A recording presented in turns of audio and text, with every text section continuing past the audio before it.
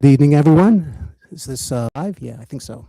Welcome to our May meeting, of the Historic Conservation Commission. I'm Gary Lader, Chair of the HCC, and I would like to introduce the commission. To my left is Jeff Long, our Historic Officer and Registered Architect. To my far left is Craig Evans, resident of the district. uh, Desiree Strasser, who's a resident of the Mount Airy district. To my right is Todd Chambers, architect with business interests in the district. And to my far right is Mike Simonson, chief building inspector. Ordinance information is the purpose and intent of the City of Bethlehem to promote, enhance, and preserve historic resources and traditional community character for the education, cultural, economic, and general welfare of the public through the preservation, protection, and regulation of buildings in areas of historic interest or importance within the city, which have been determined to be of local, state, or national significance. Can everyone hear me? I don't know if yeah, it seems like the mic maybe needs a little more volume. Or Crank it up. No, it's.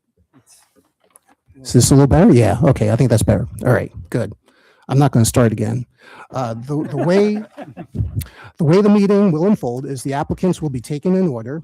After identifying the project address and the presenters, our historic officer will provide a background on the building and any recommendations. At that time, the applicant will present their project and plan.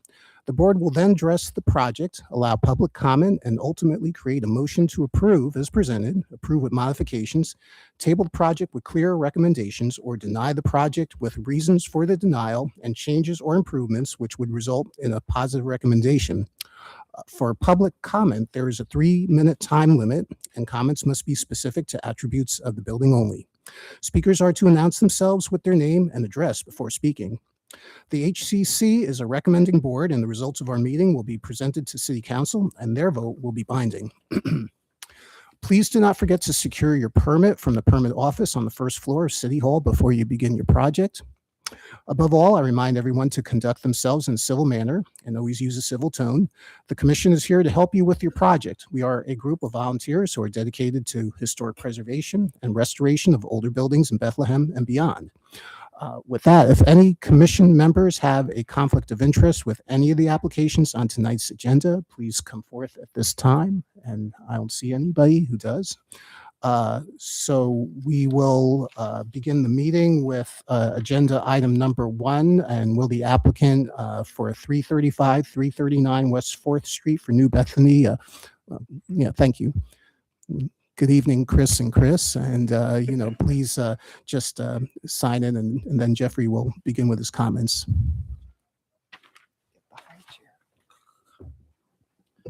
Yeah, thank you. If you could please print rather than sign so I can capture that for the minutes.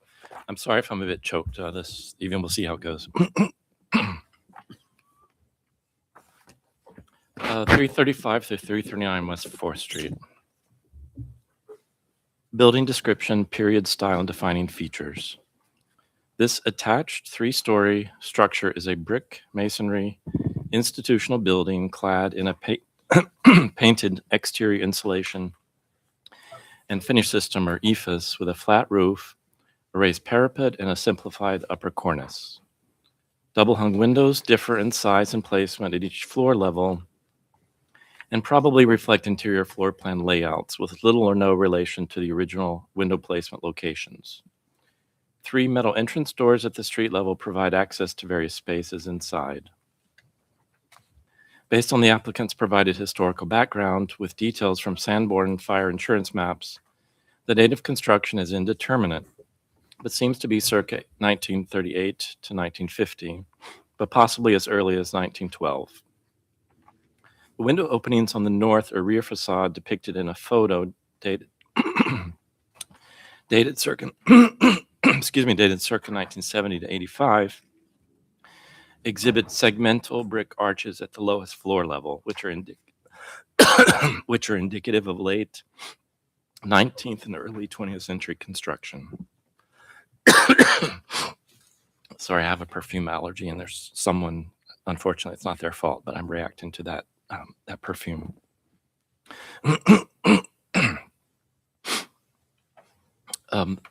That same photo confirms the uppermost floor level is a late 20th century addition and probably coincide with the application of the EFIS on the exterior facade. This structure replaces smaller scale outbuildings and appendages to the much larger building to the west. Significant modifications over time have removed all defining architectural details, which prevent the ability to assign a specific architectural style. These details result in a structure that does not contribute to the historic conservation district. Proposed alterations. The applicant proposes to demolish the existing 3-story annex in order to construct a new 4-story annex building.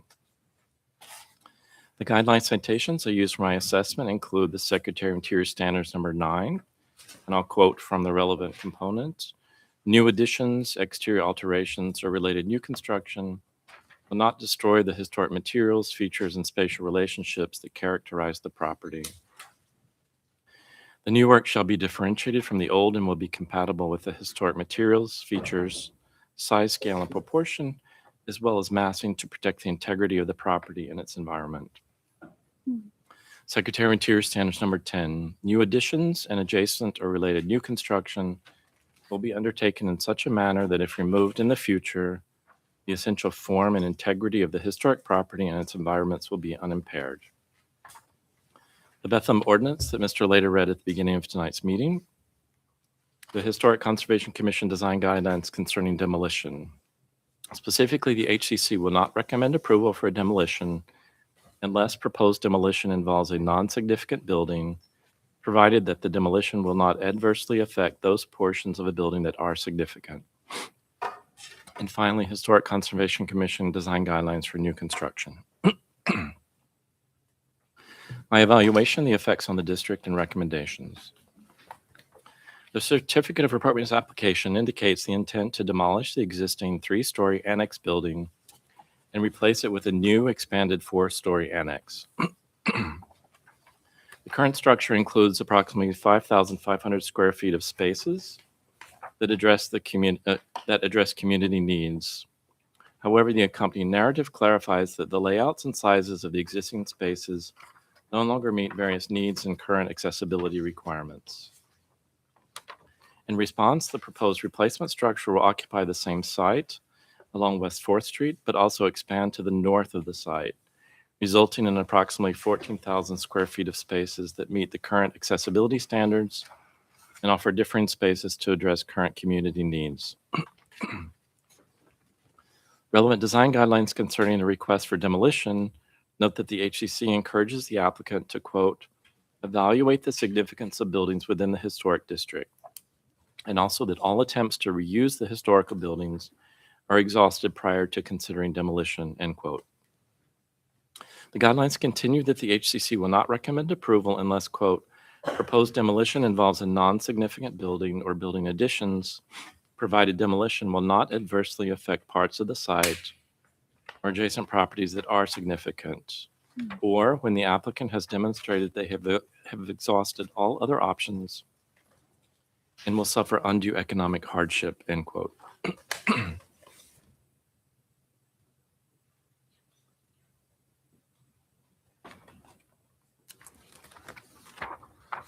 Just waiting for the room to calm down a little bit. So. Strictly interpreted, the existing annex might qualify as a, quote, contributing structure within the district because it was most likely constructed during the district's period of interpretation, which according to the ordinance is 1885 to 1950. When considered as an annex to a much larger adjacent historic structure, we might define the annex as a non-significant building addition whose demolition is permitted, provided the adjacent building is not adversely affected by the proposed demolition. The provided narrative offers an overview of the existing spatial and code compliance deficiencies, while also describing how the proposed expanded footprint to the north of the site will address those concerns and simultaneously resolve the structural instability of the adjacent hillside. Results of a recent visual inspection concluded that this structure has been significantly compromised over time, and the original defining features were removed or covered over.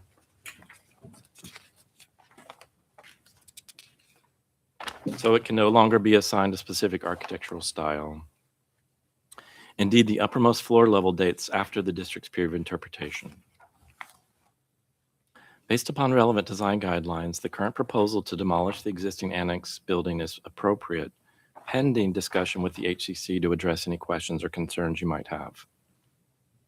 Should the HCC determine that the annex should be considered contributing within the district, the applicant could claim undue economic hardship per the relevant design guidelines concerning demolition, but the HCC might ask the applicant to provide a cost estimate, comparisons for a full demolition and new construction versus renovation, the interiors and exteriors of the existing with selective additions, in order to conclude that the full demolition and new construction is indeed more cost effective. So you do have the ability to approve automatically demolition. Either it's non-significant, or if it is, they have to claim economic hardship. Mhm. I did not see proof of economic hardship. It doesn't stop you from asking for that. Traditionally, you have in the past asked for some indication of before and after comparisons.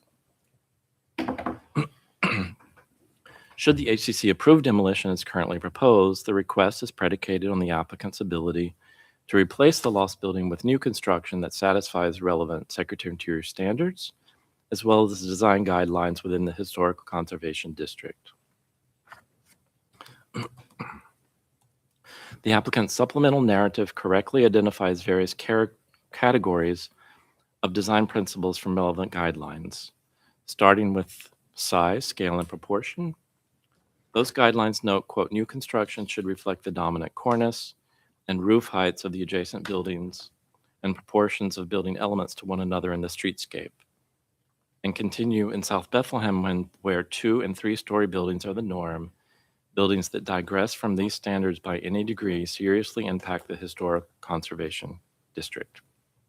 The current design proposal of a 4-story replacement at approximately 48 feet high contradicts that guideline that the height of the new structure should not exceed the 35 feet 8-inch height of the existing annex, which currently serves as appropriate transition from the most dominant structure to the west, located at 341 to 345 West 4th Street. That's the building on the corner of Wyandotte Street. As it follows the pitch of West 4th Street and steps down to the adjacent 2.5-story structure located at 333 West 4th Street. However, a close inspection of the provided architectural drawings indicates that the applicant addresses such concerns by stepping back from the front wall, the uppermost floor level approximately 5 feet from the front face of the remaining facade. So a discussion is warranted to determine the appropriateness of the overall height. So basically reading the guidelines, it just talks about height. It doesn't talk about setbacks. It doesn't talk about anything like that. Then in the past, you've often encouraged applicants to step upper floors back if they exceed the typical building heights. So in my opinion, this is definitely warranted for discussion. Mhm. The facade or the elevation drawings are deceiving because it looks like one uniform facade, but as you look at the details, you realize that actually the uppermost floor does step back. The proposed replacement annex would appropriately serve as an attached infill construction between the existing historic structures on either side by adhering to the existing building setback of the streetscape. So that's one of the requirements, is matching the existing setbacks of both the neighboring buildings as well as the existing, and it does that appropriately. But what we are looking for is pending confirmation that it will be constructed in such a manner as to avoid destruction of any existing historical materials, features, and spatial relationships that characterize the property. So the buildings on either side are considered contributing. So based on the Secretary of Interior standards and your guidelines, we want to make sure that whatever they do can be undone without doing any damage to the 2 existing structures. And that means undertaken in such a manner that if removed in the future, the essential form and integrity of the historic property and its environment would be unimpaired. And that's a direct quote from the Secretary of Interior standards. Relevant design guidelines continue by referencing such important issues as rhythm and patterns, window and door openings, materials and textures, architectural details, shape and massing, as well as streetscapes. The applicant's narrative explains that the facade of the proposed replacement annex respects the setbacks, size and scale, shape and massing, rhythm and patterns, along with the height and width ratios of the doors and windows of the adjacent buildings. Similarly, the proposed cream brick cladding for the lower 2 floor levels creates a continuity between the similar cream bricks on the facades of the buildings on either side. However, discussion with the HCC is warranted before appropriateness can be determined.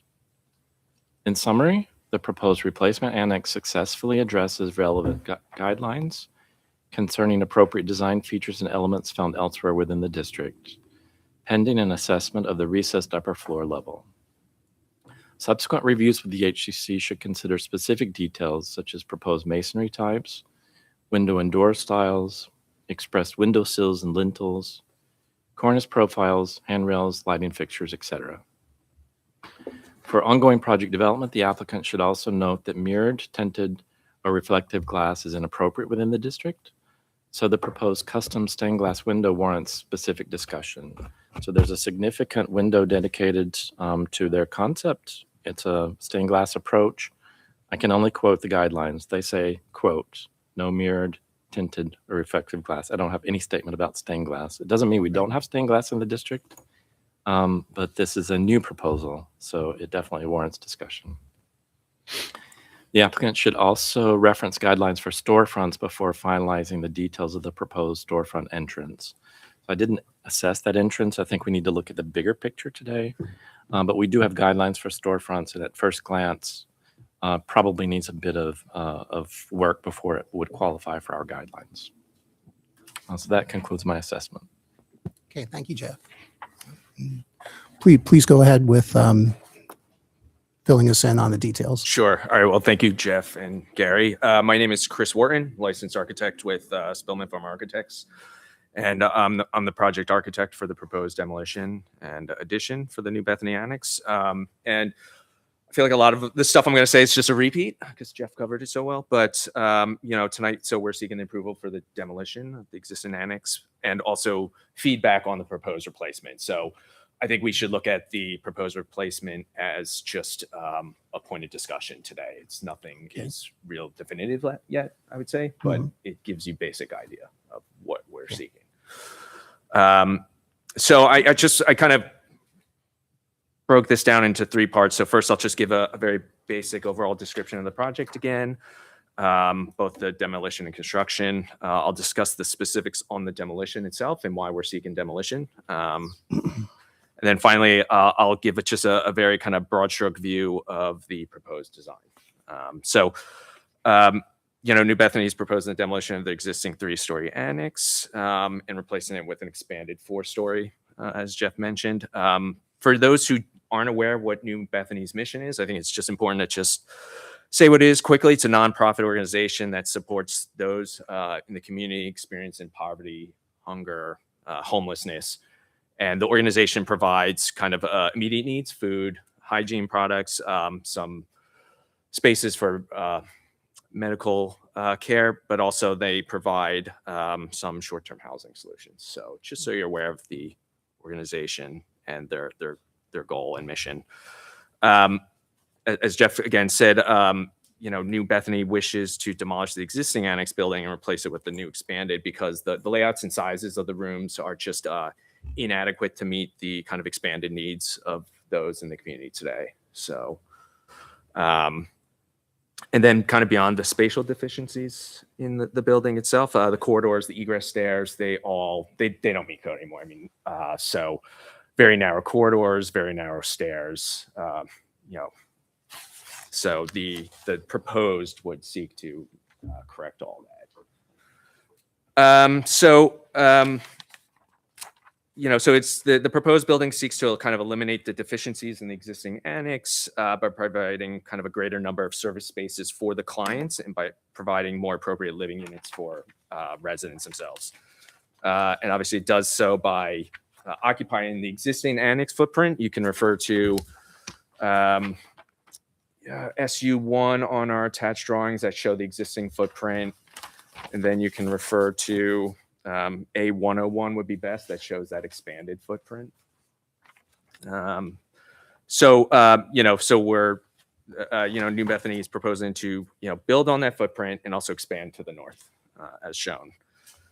So that would actually nearly triple the size of the existing annex. It's about 5,500 right now. The proposed 4 stories would push it to about 16,000. I think the agenda said 13,500, so it's actually 16,000.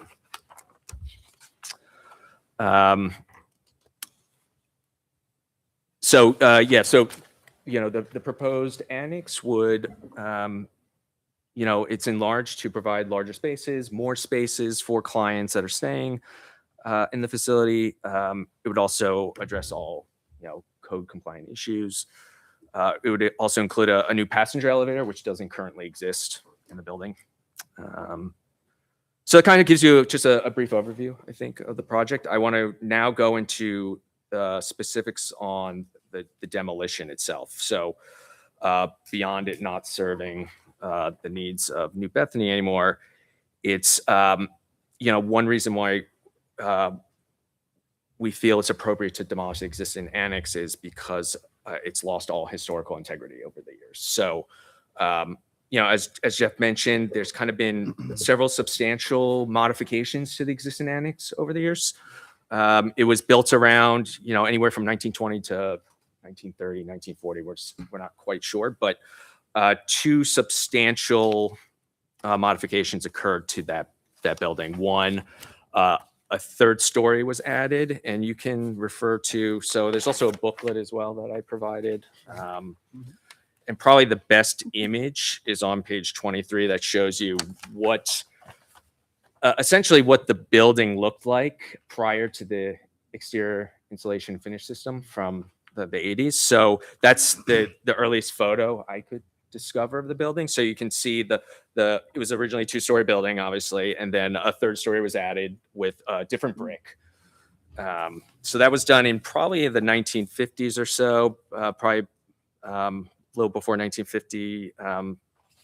Then the 3rd story was added sometime between 1952 and probably about 1965. Different brick color, fenestration doesn't line up with the story below. And then in 1986, 1987 was really kind of the second modification to the building itself. Probably the best image you can refer to is on page 29 of the booklet I provided. So in 1987, the EIFS was applied. The fenestration itself was changed pretty dramatically. There was a terracotta canopy separating the 2nd and 3rd floors that was removed. So quite a substantial change in really the aesthetic of the building. So,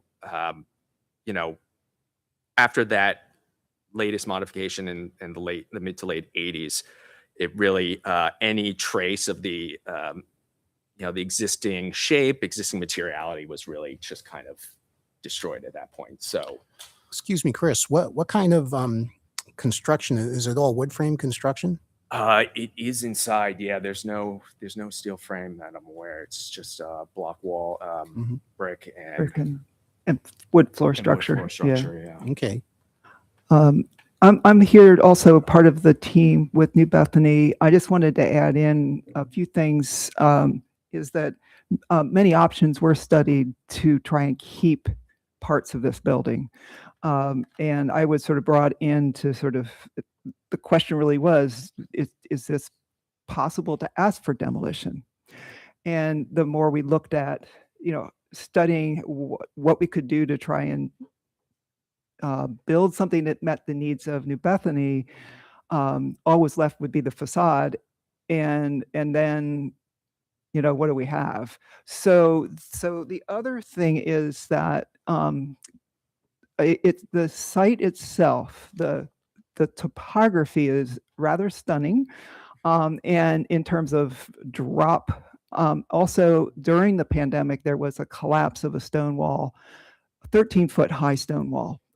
This site is very unstable, and there's significant site work here to underpin and stabilize structures on either side, no matter what they do. And without taking the front facade down, there's really no way to access the site other than from the parking lot of the church. So, bringing all of those factors together, thought it would be an option to request demolition for this. The cost would be significantly increased if we had to keep. I know we have point of order here, and I don't want to allow you to finish your presentation, but I'd love to take the temperature of the commission at this point for the demolition of the structure, because I'm sitting here thinking this building has to go. All right. The project doesn't There's- happen without it. There's no historic integrity left. Mhm. My personal opinion of the replacement is that it's stunning, and I've been chomping at the bit to say that. But I am not opposed to demolition of this existing building for this organization and for this project in any way. I think I would like a little bit more information. So, for example, what will you do, back to some of Jeffrey's points, what will you do to be sure that when you demolish this building, you're able to stabilize its neighbors to remain on either side?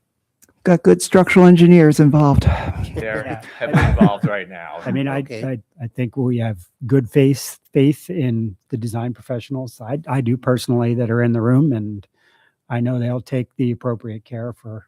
And so Barry Isaac is the structural engineer as well as mechanical engineering. Civil.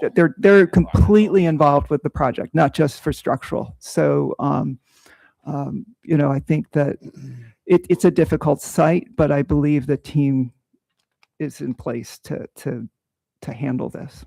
Okay. Do we as a commission here feel that we have enough information to say, it seems like the argument is it's a non-contributing building. It really needs substantial work. There's a lot of economic difficulties that would prevent their project from moving forward. Is there any other? Well, I think we need to hear about I just wanted to kind of, you want to do a separate? You could do demolition separate. Okay, fine. That's great. Mhm. Yep. Is there any other questions we'd like to ask of them? I just have one more question. Are these buildings independent of each other? So is the building that's going to be demolished independent of the two? That's correct. It is. Yeah. What studies have been done with the lack of stability in the site?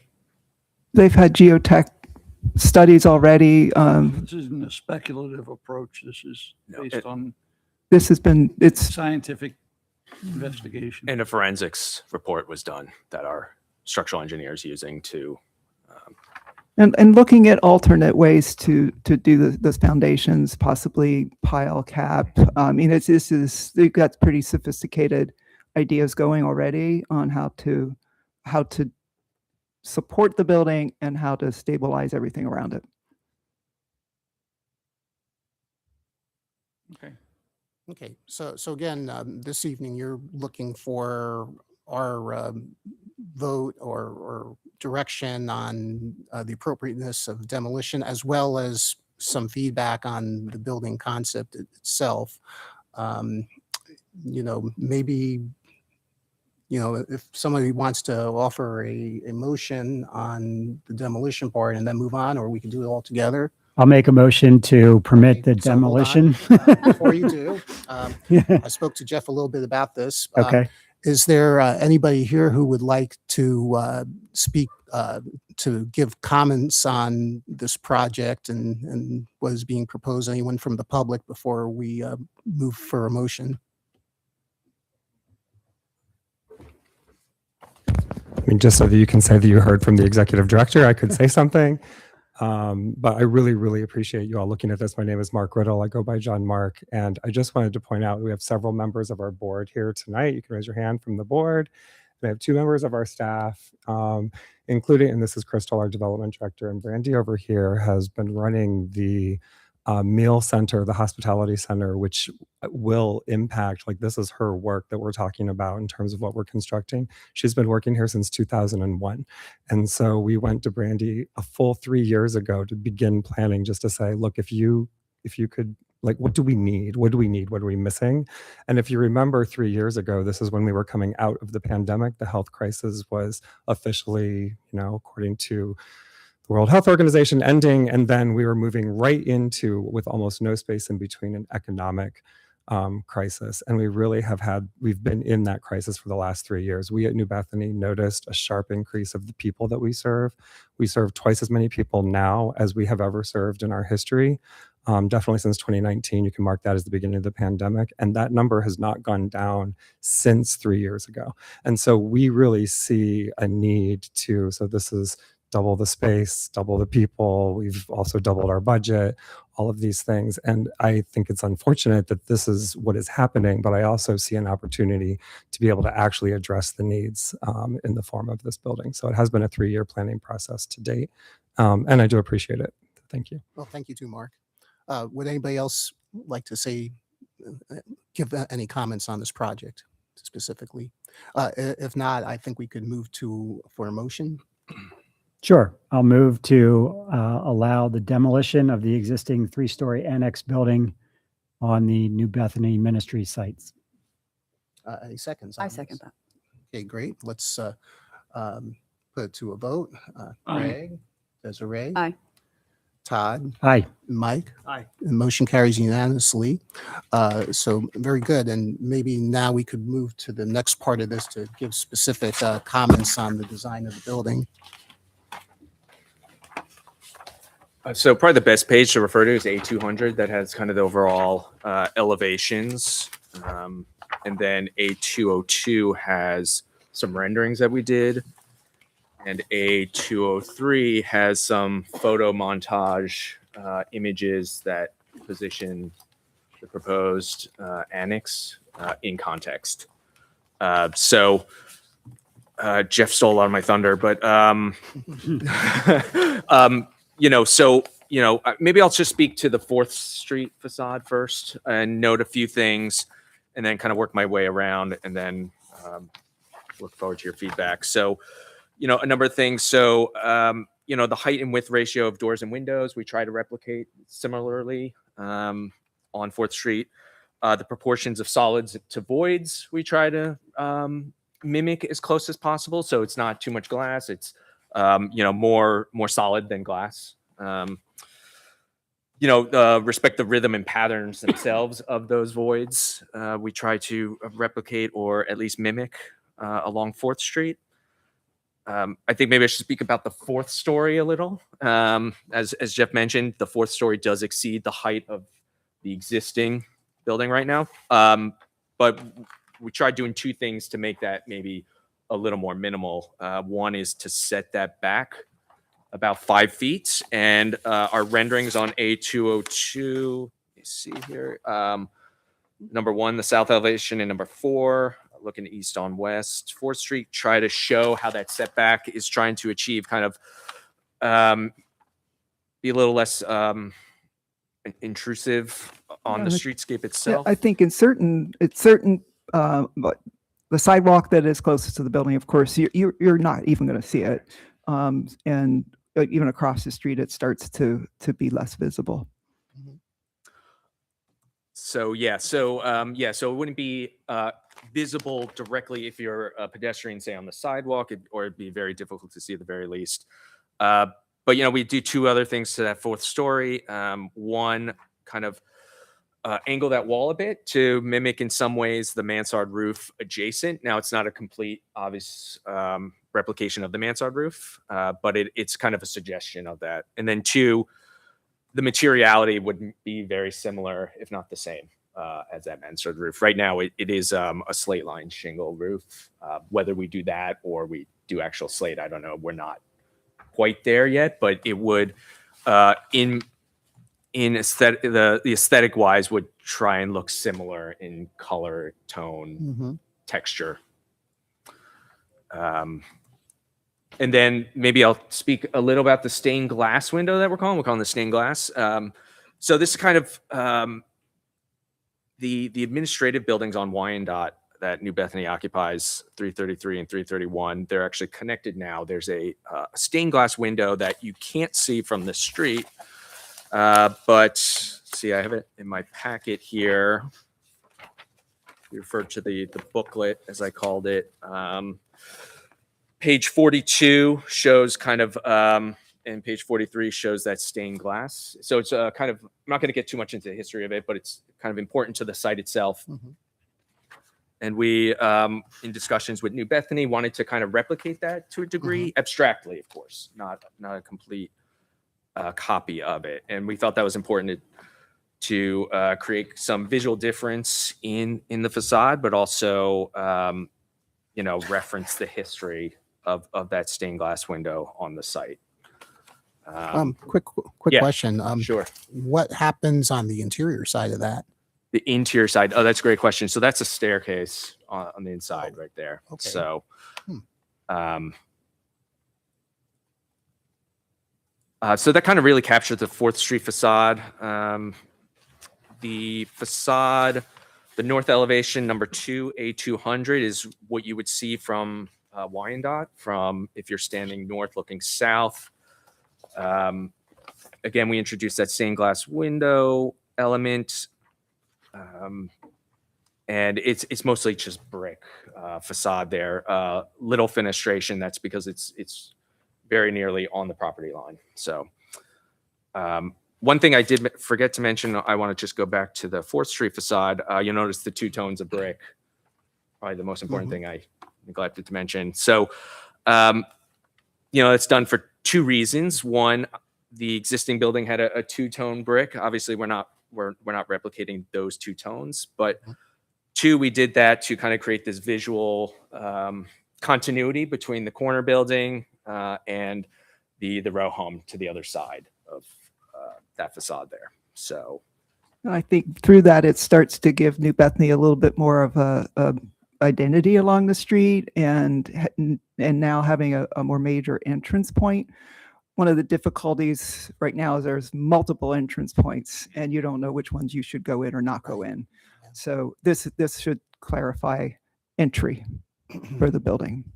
yeah, I think really the 4th Street facade is really to kind of connect these 3, what would be 3 buildings together, and and really give it just a visual identity now. So it really starts feeling like a campus instead of a collection of buildings. And the stained glass window is really interesting, and I forget all the details, but it was Sid Spillman was involved with the organization and this stained glass window, and of course, she's the wife of Bob Spillman, part of Spillman Farmer. So the sort of serendipity of all of that was quite interesting. So the idea is how in what way, if it's this way or slightly differently, how to sort of hint at that spectacular stained glass window. Yeah. I think the trickiest detail I see is, between the existing mansard and the proposed sort of mansard. It doesn't look like it doesn't, to me, from both the roof plan and the elevations, I don't know how anybody's going to be able to maintain all the decorative, brackets and So such. Gary, if you look at the roof plan should show it. Chris did a really great job in sort of cutting back, so you don't the building doesn't really touch that cornice work until very far back. So there's a small space that sets the new building sets away from that cornice work until you get quite a distance back where it does touch. That being said, there's probably a little play still with those units. Those units are a little more generously sized on that floor. So Yeah. I do wonder if it would help a little bit to bring the where you're terminating the brick with the cornice, to just bring it down a little bit more and to just give yourself a little bit of space between the I guess the new kind of mansard and Mhm. and the existing. But, you know, I know this is, you know, still kind of in the schematic design development phase. That's And I correct, mean, yeah. it looks, you know, it just looks a little tricky.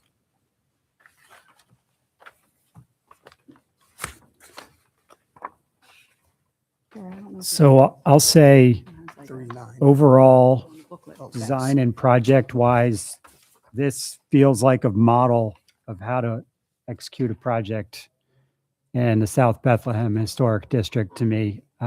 This building is incredibly well considered and thoughtful, and fits into the context of the neighboring structure extremely well. So Chris, I mean, when I saw this project come across my desk initially, I was awestruck. I mean, and you can instantly see everything you're trying to achieve in the design. So really, really nice job.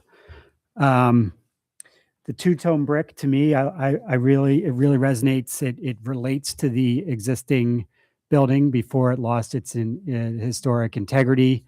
You know, I can instantly see that. So I think that's an absolutely appropriate gesture. The mansard roof is absolutely the appropriate solution to mitigate the height, and further relate the new building to the existing. So, you know, I look forward to seeing some of the details on how that comes together, but absolutely 100% appropriate. Mhm. The detailing of the proposed addition, again, you know, it's a home run in my opinion. It's thoughtfully restrained and appropriate, and somewhat relates to the existing New Bethany building, but does not overpower it. It's absolutely appropriate in terms of all the detailing. And I kind of skipped the window patterns. Just really nicely related. I like the way you've offset horizontally between the first and second story. That kind of pays homage to some of the irregularity in the window patterns of the existing building. So really nicely done there too, and appropriate. And finally, the stained glass window. To me, that is a visual marker that further serves to delineate new from old, and it helps to relate the new building to the mission of the organization, which I absolutely love. I know we can't do reflected glass, but I think on a religiously affiliated structure, a stained glass window is 100% appropriate. So all that said, the only potential concern I have about this project is the rear stair. I don't love the sloped roof. I think that will be visible from the church parking lot and potentially Wyandotte from above. So that's not going to negate my motion to approve this project, but I hope in subsequent reviews, maybe we can see a little You know, bit more. That's kind of interesting, Yeah. Todd, because without dropping it, it was so high Yeah. from the little row Yeah, houses. I kind of Yeah. got that. I thought maybe could we explore a similar mansard detail or something, right? I don't know. It just feels a little clunky when everything else is so beautifully done. That's all. Thanks, Todd. I just wanted to get some clarification on the materials that you have presented in your booklet too. It looks like you're proposing a slate line shingle for the new mansard, or? That was just Placeholder yeah, or start. they're all just- really just oh, placeholders, just okay. a start for just to start a conversation tonight. Oh, That's all. okay. Yeah, we're not beholden to any. Well, you know, we'd like feedback on if you find something inappropriate. The other thing I was wondering too is, so yeah, I see the stained glass. You're doing it. It's a film you're applying. or Yeah, is that- so it's kind of a fake stained glass in a way. Okay. It looks like a stained glass, at least what we're showing now, and it would be just some type of maybe film applied to the glass itself, Okay. which you would still see through. So it wouldn't be, at least right now, I don't think we would envision it as being opaque. Looking at where what is beyond those surfaces, and those are all either common spaces or stairs. So there's no need Mhm. for it to be an opaque thing Mhm. this time. Okay. Any other comments or questions here? I think you guys pretty much hit it all. I guess the only comment that I would have is, have we given you enough information on our reaction to your suggestions so that you can develop a proposal to come back and get a certificate? I think you've given very good feedback. I think our biggest question was just to be sure that the fourth floor would be acceptable.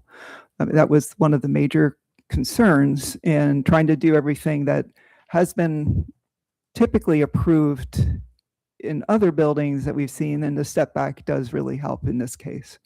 So that was really important to us, material wise. I mean, these are all, just that I find it interesting that from Wyandotte Street, even though we have a 4-story building, it's not taller than the diocese buildings, the peak of that roof. So it's interesting how because of the topography, how it fits in from that viewpoint. What type of construction is this proposed to be? It's going to be steel frame and then Okay. block walls, and exterior. hmm So that's what we're looking at right now. And I don't think I was entirely clear, but is it a mix of, residential and offices? So we're residential for all floors but the first, which is client services. Okay, So all residential above. okay. Is there any additional comment from the public here on this project? If not, Todd, it sure sounded like you were ready for a motion there. I don't think there's any. We really, because we're We're not approving. Yeah. Oh. I think they were just here for Okay. feedback. Yeah, You got we the felt feedback. that one step at a time Right. and getting the feedback, and then we can make a formal submission. I think that's all we need to do. at Yep. this point. Yeah, I mean, We'll want to produce details. to me, it's materials at this point. Yep. If you go with the GAF slate line, you do not have to bring a sample in. We're all very yeah. familiar with it. Yeah, we would bring samples in of every material. so- Okay.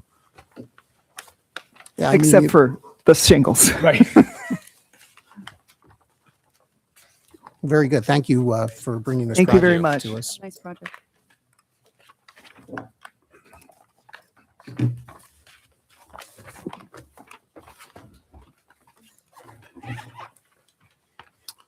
Okay, we are ready for our next applicant, 312 East 4th Street, Holy Infancy.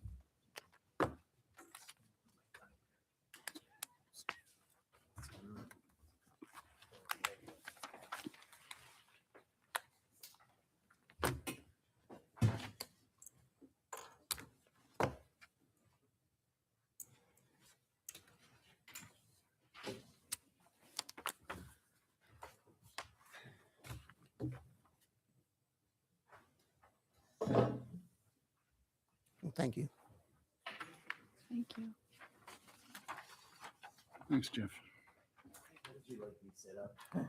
Oh, Right there, that's fine. yeah. It's upside down. Right side up, right?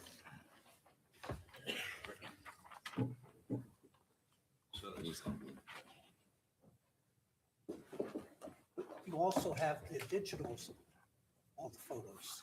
Yeah, we. Oops.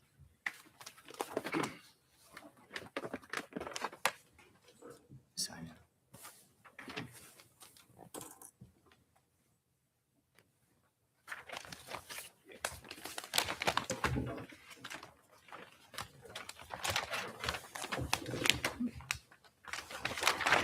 Okay, great.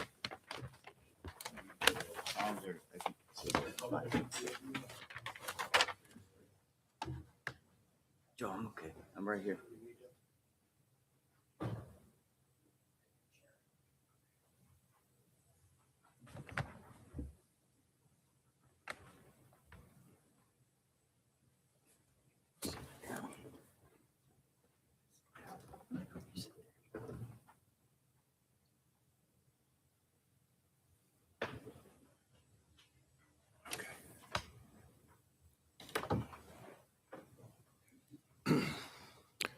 And nice to see you all again, of course. Thank you. Good to see you as well. Thank you for having us. Likewise. Oh, we're waiting for Mike. I would proceed if it were. Oh, okay. All right. Yeah, let's go ahead then. 312 East 4th Street. Building description, period style, and defining features. This structure is the church structure is a detached 3-bay stone masonry institutional building with a steep gable roof and a cross gable transept. Each bay includes an entrance portal with pointed Gothic arch and upper level windows, also with pointed Gothic arches. The larger central bay in the north-facing rose window extends up to become the church bell tower. Originally called St. Michael's Roman Catholic Church, it was constructed circa 1865, but was later expanded and modified circa 1886 to become Holy Infancy Roman Catholic Church. The church is Gothic Revival in style. The adjacent rectory structure is a 3-story detached brick masonry residential building with a low-pitched roof and shed roof dormers. Defining features include an upper projecting ornamental cornice, full-height bays on either side of the central bay, and 1/1 double-hung windows. Supported by double pairs of wooden columns, the entrance porch leads down to a stone masonry retaining wall with stone piers that delineate access onto the property. Constructed circa 1910, this structure is colonial revival in style. Proposed alterations. The applicant proposes to modify the existing stone retaining walls at the front or the north, and the side or the west of the rectory property, and also to modify the outside access into the rectory basement. Guideline citations I use for my assessment. It's rather lengthy, so bear with me. Secretary of Interior Standards number 2, I'll quote, "The historic character of a property will be retained and preserved. The removal of distinctive materials or alteration of features, spaces, and spatial relationships that characterize a property will be avoided." Secretary of Interior Standard number 5, "Distinctive materials, features, finishes, and construction techniques or examples of craftsmanship that characterize a property will be preserved." Secretary of Interior Standard number 6, "Deteriorated historic features will be repaired rather than replaced. Where the severity of the deterioration requires replacement of a distinctive feature, the new feature will match the old in design, color, texture, and material. Replacement of missing features will be substantiated by documentary and physical evidence." Secretary of Interior Standard number 9, any new additions, exterior alterations, or related new construction will not destroy the historic materials, features, and spatial relationships that characterize the property. The new work shall be differentiated from the old, but also compatible with the historic materials, features, size, scale and proportion, and massing to protect the integrity of the overall property and its environment. Secretary of Interior Standards number 10, new additions and adjacent or related new construction will be undertaken in such a manner that if removed in the future, the form and integrity of the historic property and its environment will be unimpaired. The Bethlehem Ordinance that Mr. Later read at the beginning of tonight's meeting. Historic Conservation Commission design guidelines concerning demolition. The HCC will not recommend approval for demolition unless the proposed demolition involves a non-significant building, provided that the demolition will not adversely affect those portions of a building that are significant. And finally, relevant portions of the design guidelines for new construction for new buildings in the Historic Conservation District. My evaluation, the effects on the Conservation District, and recommendations.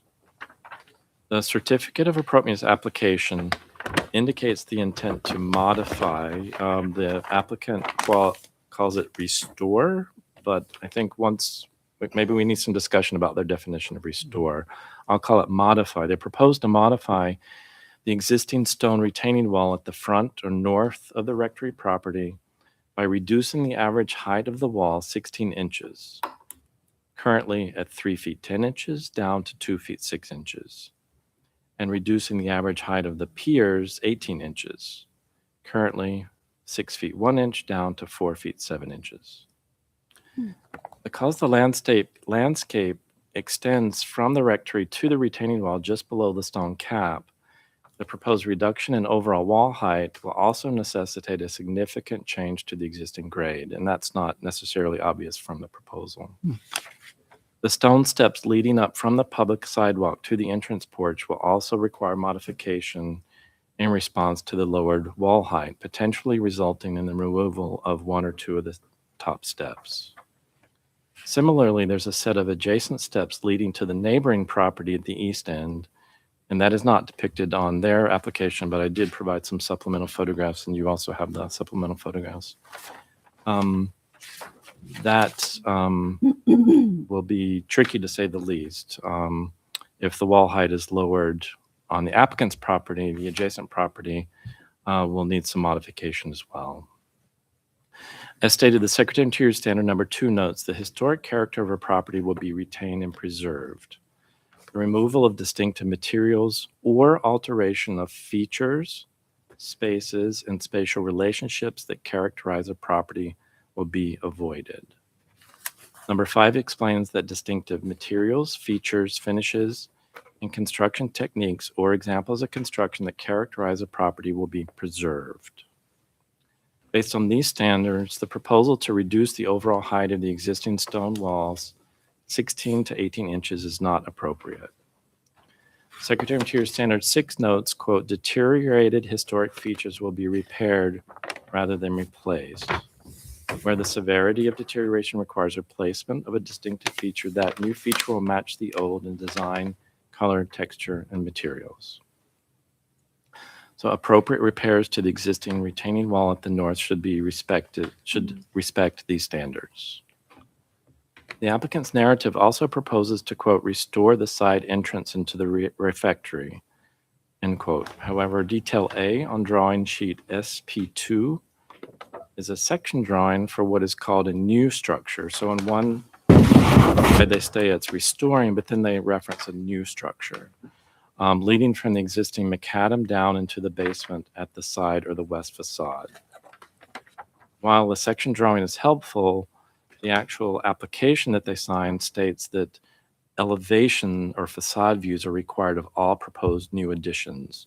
And we don't have elevations, we only have a section drawing.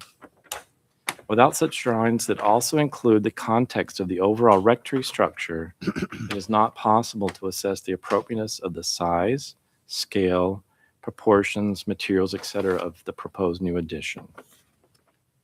A recent on-site inspection confirmed that construction of the side entrance is actually already underway.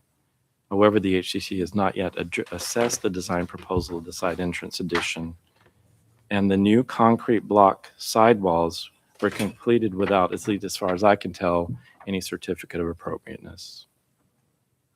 According to relevant design guidelines, concrete block walls are not appropriate within the district. Appropriate materials for stone walls in the district include, for exterior walls in the district include stone and brick masonry, stucco, as well as wood cladding. The junction of the existing stone wall at the side or west of the rectory property with yet another proposed set of walls, so there are actually two sets of walls, for steps that will lead up onto the existing rectory property will result in the removal of a distinctive end pier with a stone cap. This junction is problematic and deserves an elevation or facade view to understand the ramifications of the proposed new construction on the historic wall. In addition, the provided drawings offer no indication of the proposed materials for the new steps, or what the sidewalls might be, what the risers would be, what the handrails would be. So it's not possible to assess the appropriateness without clarifications. The applicant's proposal to retain the existing side or west stone retaining wall in repair is appropriate. Any lost or removed stones should be replaced in kind, while mortar joints should match the existing in material, color, rendition, and style. What's not obvious in the application, however, is that a significant segment of the historic stone wall on that end of the property has already been demolished. And as far as I can tell, I couldn't find record of HCC assessment.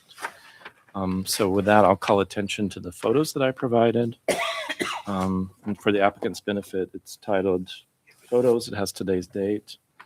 So the top photo is across the street, the front facade, the north facade, and then you can see parts of the side or the west elevation, and you see the existing stone wall in the front. You have to kind of squint, but you can see that the landscape is actually just behind that stone wall. The picture, the bottom of the front of that is actually the steps of the adjacent neighbor. And here again, you can see kind of the landscaping meeting the cap of the existing wall. And so I would assume that if they're going to reduce the height of the wall and that pier, there would need to be some discussions, to say the least, with the neighbor, what might happen to those existing stairs. On the back side of that same page, I have a photograph that I took in 2022 when the applicant was here, showing the corner scenario of the stone wall. The north side of that wall is to your left, and the west side of that wall is to the right.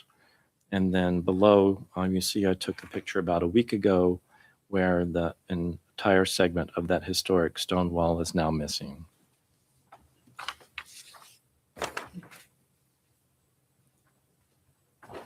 Unless determined by the HCC to be appropriate, the removed wall segment must be restored to the original configuration using salvaged stones and cap segments, along with new mortar joints to match the existing and material, design, color, texture, and style.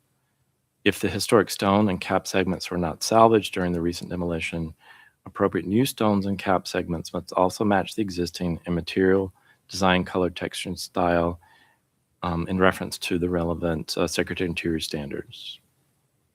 The certificate of appropriateness application also mentions the intent to install an entrance to the rectory basement, while supplemental drawings and a narrative indicate the need to demolish the existing two-story wood frame surround in order to accommodate that. Similar to the previous comments, the lack of any elevation or facade views of the existing conditions, as well as the proposed new construction depicting the overall rectory structure, are needed to assess such concerns as the size, scale, proportions, proposed materials, etc. of the new basement entrance in relation to the existing structure before the appropriateness can be determined. So to summarize, we have four things. They want to reduce the front wall. They want to provide access, basement access into the rectory. They want to repair the west stone wall, which is appropriate. However, only about a third of the overall stone wall still exists. And finally, there's mention of some kind of an addition. It's hard to understand. It sounds like there's two different entrances. One must be going down to the basement, and one might be going upstairs. But without any kind of real drawings, it's a little hard for me, difficult to understand the difference between those two. So perhaps they could clarify those differences.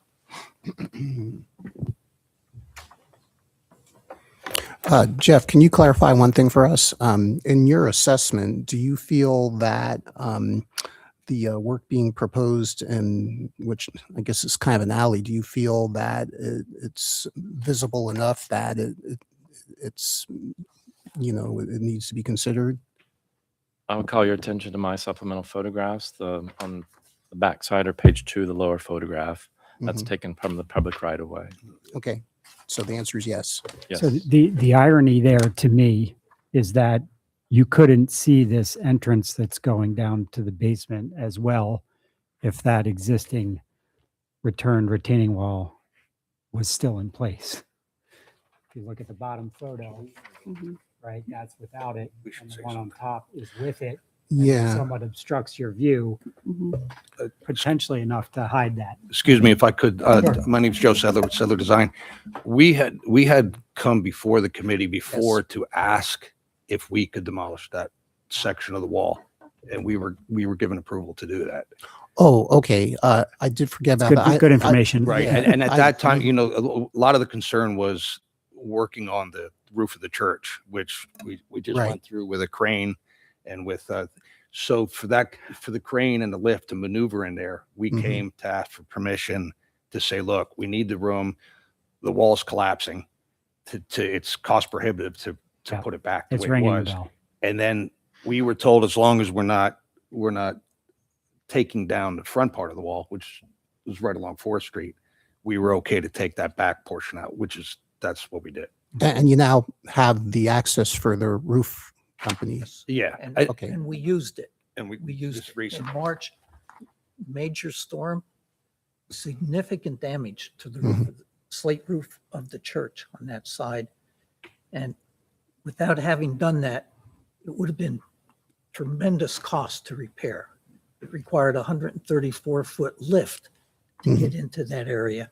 And we would not have been able to do that. I'm glad that part's worked out now. I know there's been a few things that we have talked about over the years. I can't believe it's been a journey like us. But Yeah. so Thanks for reminding us.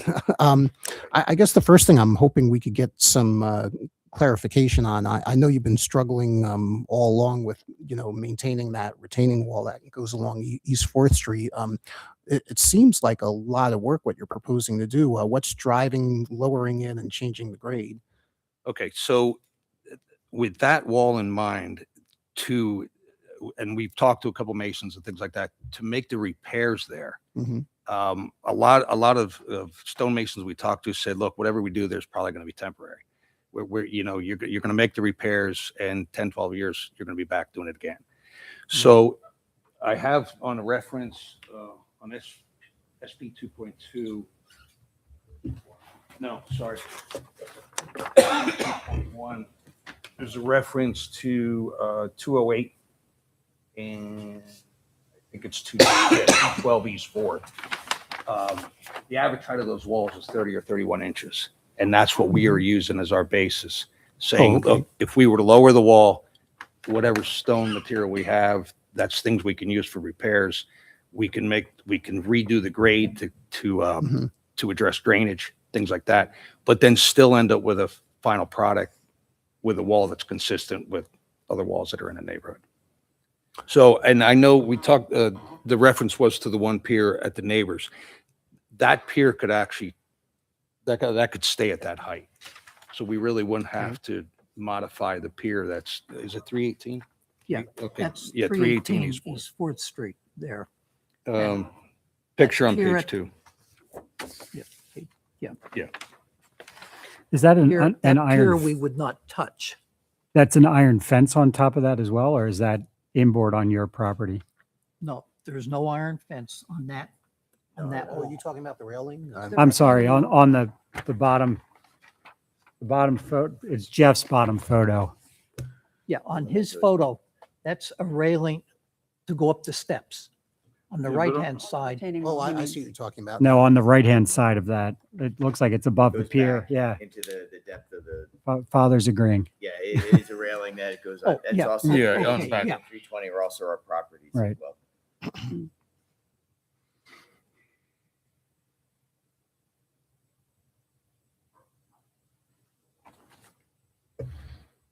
So is the idea to essentially take apart that whole wall and rebuild it?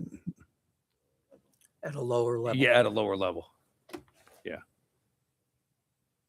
All the drainage. Yeah, And we need, By draining, it's coming apart because of the water Sure, pressure. there's too much pressure on the wall right now. sure. And, too and tall. You can see areas where the stones have actually popped through. And we're not talking like little stones, boulders, that are pushed Mhm. 3-4 inches in front of the face of the wall. So there is a lot of pressure on it. Yeah. The way the wall currently is, what kind of work needs to be done? Is it no matter what you do, you have to take it apart and have a mason put it back together again? Yeah, it would have to be taken apart. The stones would have to be reset. You'd still have to get behind it to address the drainage.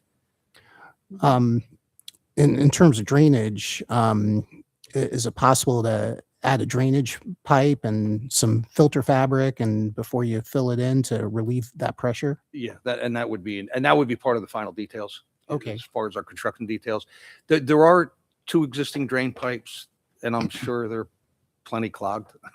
not really working. So the idea would be to remove that. I mean, like I said, there was drainage pipes there currently. They're not working at all. So yes, stone and the proper piping behind it would be appropriate. Okay.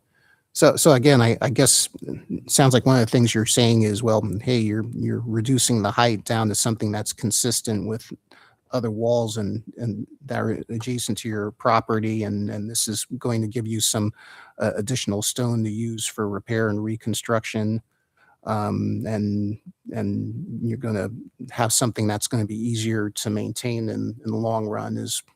I mean, maybe you're looking at 20 or 30 years rather than 10 or 12. Or hoping longer than that. Hopefully longer, hopefully Yeah, hoping 50, longer. right? Longer than that. Yeah, Yeah. longer. At least long enough that you won't have to come bother us about it. Yeah, anymore. we won't be around. Some of us won't be here. Yeah, Yeah, I think the wall dates from about 1910. yeah. And that's what the other portion of the wall that we already removed, a lot of that stone has been saved for the purpose of if we need it, it's there. Right. Yeah. Good. Okay, so that seems to be item 1. Item 2 is the basement access to the rectory. That- Item 2 is actually again, I don't want to be confusing about that. When I say restoration of the side entrance, Mhm. if you look at this picture, which is on SP 2.2, so this is the existing side entrance. Mhm. Okay, in the pictures, this is what you see. So this surround is not original Okay, to the church, to the rectory. This is its current condition. It's an immaculate, it's beautiful. And you can't see that right now because of this covering. So when we say restoration of side entrance, our proposal is to remove this, which is Okay. not original anyway, okay, and then to be able to see what is original. okay, And then use it. There's the rectory office is right on the other side of that door. But no one Okay. uses this now because you can't really, It's through not it. clear it's an entrance or? Yeah. Okay, right now it's closed off.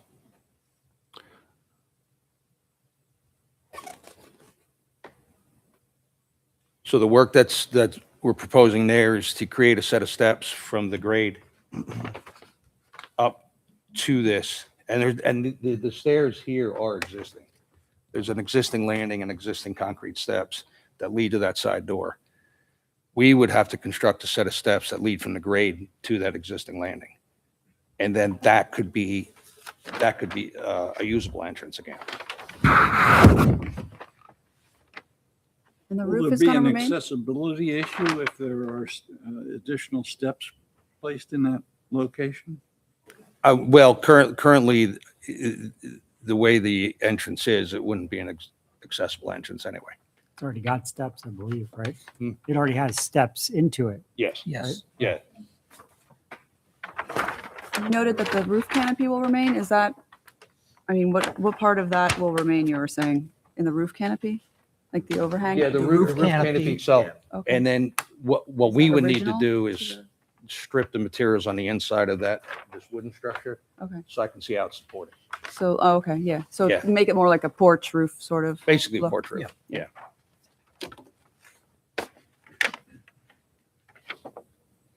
So what is the concrete block there for now? Oh, okay. So that's That's the, another point. yeah, that's another part. When we demolished the wall, there was, what were they, coal bins? Cold bin. Yeah, Original coal bins. original coal bins. So you had these huge voids, they filled with water. There's openings already from those coal bins into basically like a doorway into the basement.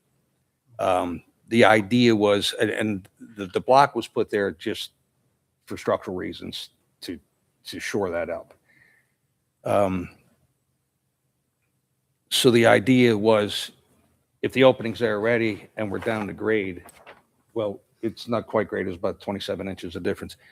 The idea was now we could have access to everything in the basement without having to go through the rectory. Stairway. Yeah, The stairway. the stairwell. Is the landscaping going to block the block, like cover the block? Yeah, you won't see any of it. When it's put back in? The block, you mean Yeah. the CMU wall? Yes. Yeah, if there is anything that's remaining to be seen, it's not gonna be much, and that would be stucco. So you'd see a masonry finish on Currently, the only outside access into the basement is at the rear of the rectory, around the back, down into the basement with the Bilco door. This gives access from grade, a ramp down into the basement and storage, used for storage.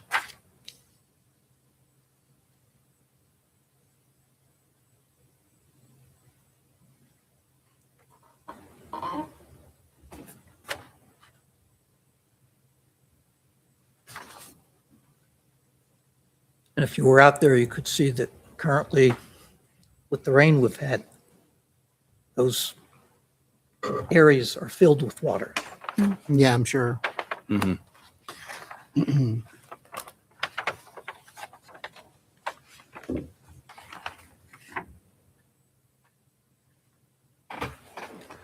Well, I mean, I would think wherever you have some exposed CMU, the thing to do is at least plaster parge it. Yes. Yeah, he said. Yeah. it's Oh, stucco. okay. I'm sorry. That's- Miss, Yeah, definitely. Yeah, we wouldn't be leaving it CMU. Yeah, it would be parch finish. Um, And then should I address the last point? Okay. So that section of wall in the back where you see the stair on a 45-degree angle. So that section of wall we did not demolish, and that's in probably the best shape of any of them. The best Yeah. of what was there. So we're maintaining that wall, but that corner had collapsed. I'm sorry. Can you hold that up? And show Oh, me sorry. where- This part right here. Okay. All right. The outer one. So that would be This one here. Yep. Okay. Thank you, Todd. on the narrative. That would be actually rear wall. Yeah, number 3, rear wall repair. Okay.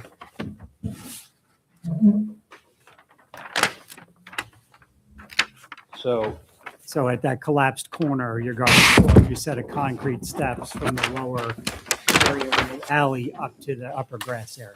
To have access to that upper level. Right. It's an upper level. It's a grass area. In the mow, I'm sure. But our thought was, since the corner's basically destroyed anyway, instead of rebuilding the corner and now you don't have access to it, like that, a set of stairs there. And that's we're looking at a connecting link between the church and the rectory. Is that what we're seeing? Your drawing depicts right here. Well, Yeah. you could explain. That's that. an enclosed pathway. That's Right. That's an enclosed pathway Right. from the Got it. rectory. Go out the rectory, down, make a right, and into the church. Church, right.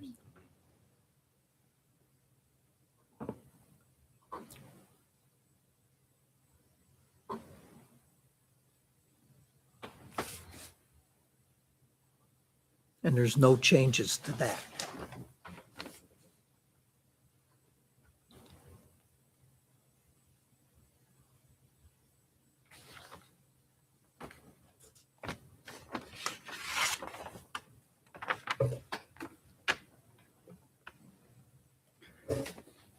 How will the landscaping be finished where the wall, where the section wall was demolished?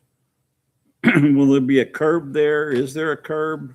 Is the ground going to come level with the grade? Yeah, the majority It of would that. be, Yeah. it would be at grade, majority of it at grade, but then slope. And then it would Slope. slightly slope up back toward the rectory. But the majority of it would be kind of what it is now. Majority of it's flat. So in Jeff's picture here where the sheets of plywood are, Yes, that it's just going to finish That- at that would grade to be- the macadam that exists Mhm. with no edging or. and actually, those sheets are not just plywood, but it's also some sheets that the lifts used Ground protection matting. Yeah. Yeah, so they weren't to crushing. go in there.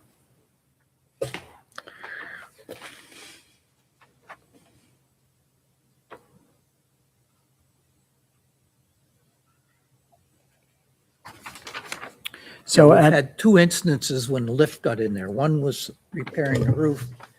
And then also after that, the bell tower, we end up having the yoke replaced, which had to be removed from the bell tower, roughly 140 feet. So a crane came into that same spot to get the yoke down. We'll be going in again to Go back. put it back. so I have a couple of other questions. At this new side entrance to the basement, right, which is, I think, depicted in section A on SP2 and drawing number 4 on SP2, right? That's where the coal bin was. Yes. We've erected some, One of the coal bins. we erected some CMU walls on either side to stabilize that area. What's the actual plan? Is that going to be just a covered areaway down to the door, or because you show a door on the plan, I think here, on the overall plan, but then if you look at the section, it looks like it's just walls, column, roof, right, and nothing to. Yeah, the section's No not door. depicting the doorway there, but the idea there is, and that's why we'd ramp it down like that, because somebody's bringing in say a hand truck, Yeah, deliveries. Door, I think I have the door, 42-inch door, so they're wide open, down in, right back out. so the door, you are planning to install the door. Yes. Yeah, okay, And the area would be enclosed then. got it. Yeah, that would be completely closed. Yeah, I think we'd like to see some elevations of how that's all being cladded, Okay. you know, whether it's stucco or siding or whatever. You know, I don't think we can approve or deny it based on the information we have right now. So, you know, I'm generally okay with the approach, but we need more information. Yeah, okay. And then I guess the steps up to the existing entrance vestibule, some further development and kind of how that all looks elevation wise. I mean, I'm picturing concrete walls with a concrete landing and an iron rail on top, but We, now, hold on. it'd be nice to see Talking about the entry at the front of the The record, front, or which one? the one right here on the side. This is new Oh, too, okay. right? okay. Yeah. Yeah, that's fine. Elevations Yeah, of that. An elevation of that would be helpful. Okay. Just so we understand what you're proposing. Okay. Not questioning the necessity for it but you know, I think we need to see how it'll look.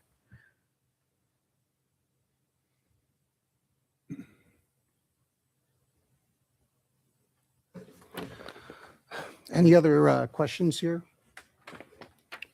Okay, so, you know, I'm sensing that there's more information needed. I move that we table this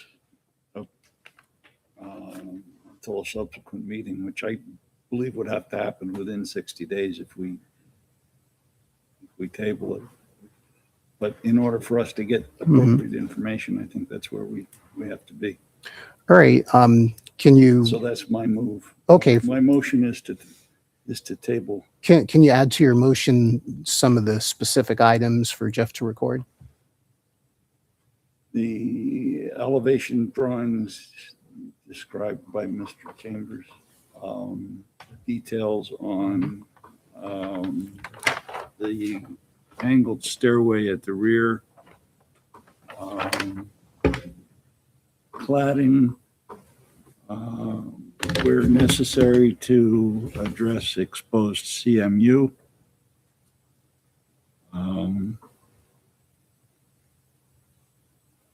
I think that's it. Do you want to include anything in your motion about their proposal to rebuild the front retaining wall by lowering it? I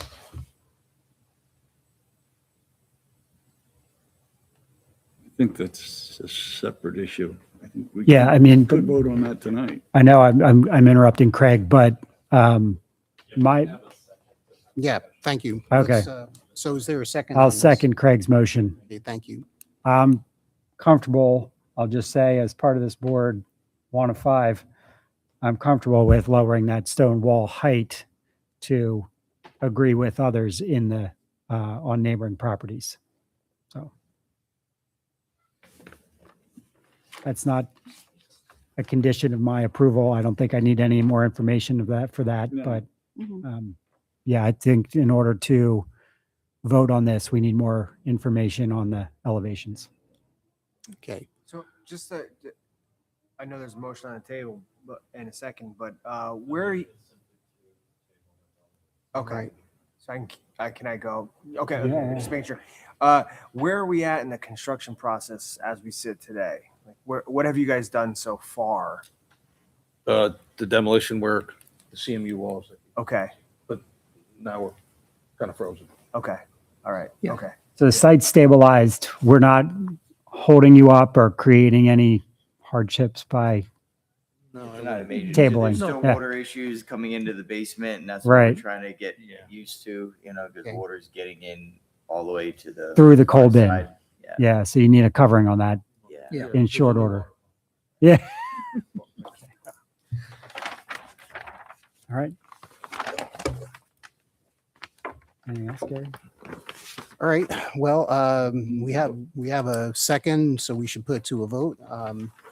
Craig? Aye. Desiree? Aye. Todd? All right. Mike? Aye. Okay, thank you. All right, so, looks like to be continued. Is And the wall wall- Gonna be voted on, or is that? You're comfortable with lowering it. So we're okay You with that? haven't, Well, we didn't approve We it. didn't approve anything tonight. We Yeah, just tabled okay, it. so So that would be a second. so we're gonna need the pretty much we need the elevations and stuff in order to see the side views of all those walls. To clarify, one member approved. I didn't hear anything from anybody else. Right. I simply You did stated my preface it. opinion. I that- know. yeah. I'm just saying, they're saying it's Oh, yeah, approved. I mean, Yeah, so there's some, I think the only way to address that is it should be a separate motion, I think. And we Your call. then put to a vote. If somebody, Todd, wants to make a motion on it. they are bringing back elevations, right? Do we want to just wait for the entire site elevations? Are you okay if we wrap this up next time, or do you want some direction on this? Next time Okay. we'll be fine. Very good. Then Thank we'll you. look at everything. Okay, Yeah. thank Good. you. Thank you. Thank you. Okay. Thank you for your time. Okay, we are now up to item number 313 East Third Street.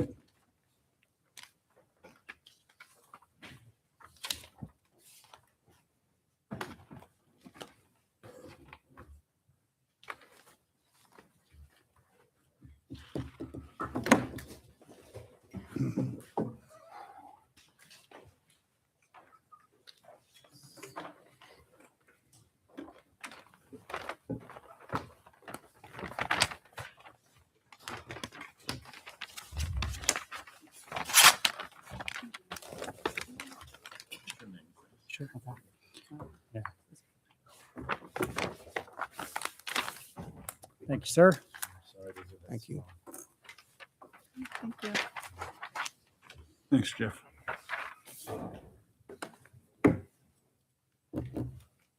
And if you could, please announce your names as you're signing in. Yes, my name is Hasnan Elias. I'm sorry, say again. Hosnan? Hasnan. Hosnan. Okay. And my name is Joseph Ari. Hosnan and Joseph, thank you so much for joining us. 313 East Third Street, the building description, period, style, and defining features. This structure is a detached, 3-story, 2-bay masonry commercial building with a flat roof, altered facade with a rough stucco finish, fixed single light windows at the upper floor levels, and a classically detailed storefront. The building dates from the early 20th century and is altered with classical revival details. Proposed alteration, the applicant proposes to rehabilitate the front facade. Guideline citations I used during my assessment. Again, I'm sorry, it's a laundry list of standards.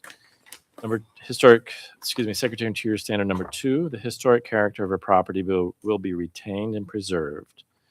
The removal of distinctive materials or alterations of features, spaces, and spatial relationships that characterize a property will be avoided. Secretary Interior Standard number 5, distinctive materials, features, finishes, and construction techniques, or examples of craftsmanship that characterize a property will be preserved. Secretary Interior Standard number 6, deteriorated historic features will be repaired rather than replaced. Where the severity of the deterioration requires replacement, the new feature will match the old in design, color, texture, and material. Replacement of missing features will be substantiated by documentary and physical evidence. I'm sorry. This guy, I mean. Secretary Standard number 7, chemical or physical treatments that cause damage to historic materials will not be used. Secretary Standard number 9, new additions, exterior alterations, or related new construction will not destroy the historic materials, features, spatial relationships that characterize the property. The new work shall be differentiated from the old and will be compatible with the historic materials, features, size, scale, and proportion, as well as massing to protect the integrity of the property and its environment.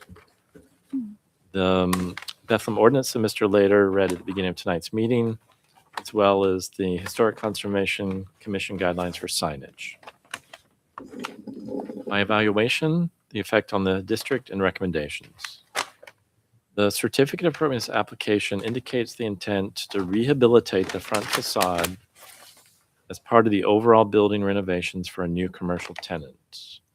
Supplemental drawings do not depict the existing building features. That's why I'm including the photograph. There is a collage of photographs, but it's really hard to know which one we're looking at. Right. So I gave the applicant the same photograph. And I know a couple of you have pulled up on your screen, but just to clarify, it's a single side depiction of the front or the south facade, and then you can see the west facade, but it is a freestanding building, so you can actually see all 4 facades from the public right of way, and then a detail of the existing historical storefront. Those were taken about a week ago.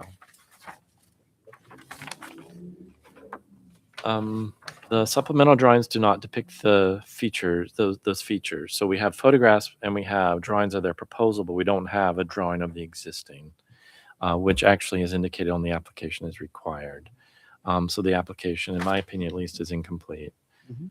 Detail 1 on drawing sheet A110 includes a notation, quote, facade to be painted, end quote. Relevant design guidelines state the HCC will not recommend approval applying waterproof or water repellent coatings on masonry and stucco. And indeed, the Secretary of Interior Standards number 7 states chemical treatments that cause damage to historic materials will not be used. The HCC has traditionally interpreted these guidelines to mean avoiding paint applied to masonry and stucco surfaces. Within the project narrative, the applicant notes that the existing stucco is failing. However, Secretary of Interior Standard number 6 states, quote, deteriorated historic features will be repaired rather than replaced. In summary, the applicant's proposal to paint the front facade is inappropriate.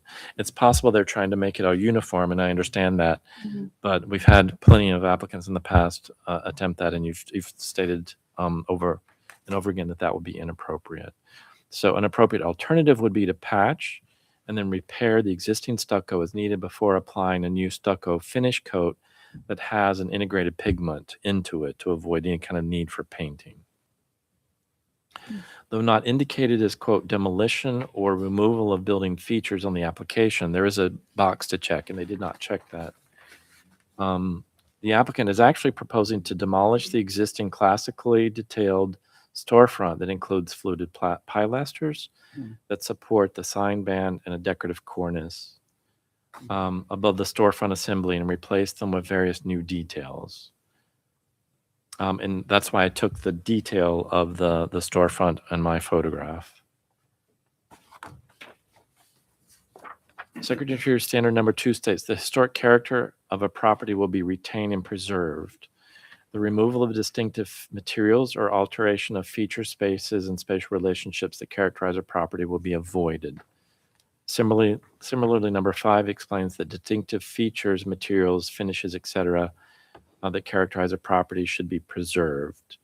And then number 9 notes that new additions, alterations, or new construction will not destroy historic materials, features, and spatial relationships that characterize a property.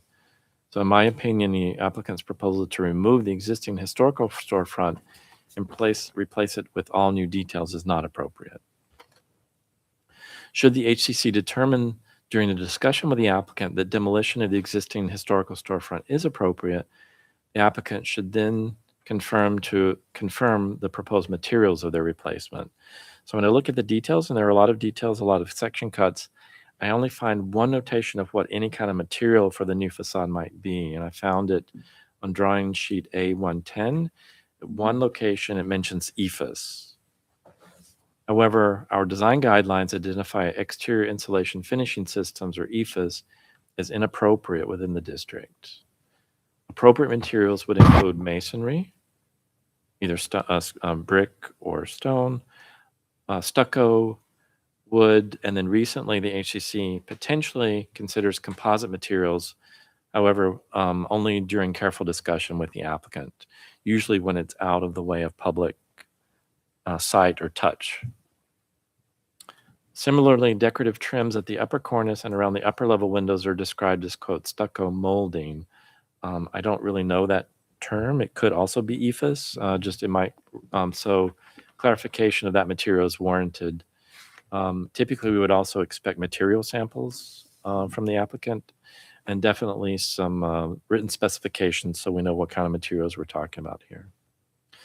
I'm requesting those before appropriateness can be determined. Appropriate materials as an alternative to EIFS would be masonry, stucco, wood, and potentially composite, as I stated before, for all those trim pieces. The proposed replacement storefront assembly of aluminum doors and windows in an anodized bronze color is potentially appropriate. I don't think the existing storefront itself under that classically inspired surround is original and has been replaced. And so oftentimes we have allowed those kinds of replacements. However, typically we would see some kind of samples, some kind of specifications, and I don't see any of that here. The key would be that during the installation, no damage would be done to any of the historical surrounds during the process. Similarly, proposed 2/2 replacement window sash for the upper level windows are definitely more appropriate than the single light fixed sash that are there. However, we would expect some kind of written specifications, material samples. I couldn't find any reference of what those materials are made out of. It's just a depiction of a window, which is fine for discussion, but we can't really pass a resolution without any kind of details. I would note that if these are simulated muntins, they should be applied to the exterior window surface and not trapped inside the different layers of glass or on the inside. The applicant should also confirm that all intended glazing for both the storefront and the replacement windows, I need confirmation they're not tinted, mirrored, or reflective in order to be appropriate. The applicant also proposes new wall sconces at the pilasters flanking each side of the replacement storefront. There is a detail 1 on drawing sheet A10 that calls out C lighting schedule, but we were never given the lighting schedule, so I don't know the details of those proposed lights. Typically, yeah, same as with the storefronts and the windows, we would want written specifications, potentially even some kind of a material sample before we could formally approve any kind of exterior lighting.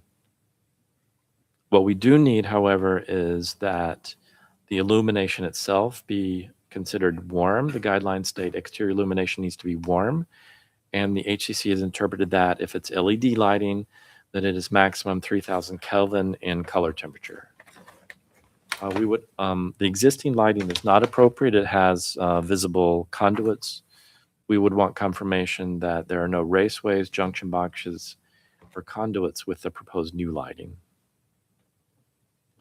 The applicant also proposes new building signage composed of individual pin-mounted backlit letters within the sign band. This approach is potentially appropriate, but requires more detailed information. We need such things as sizes of the individual letters.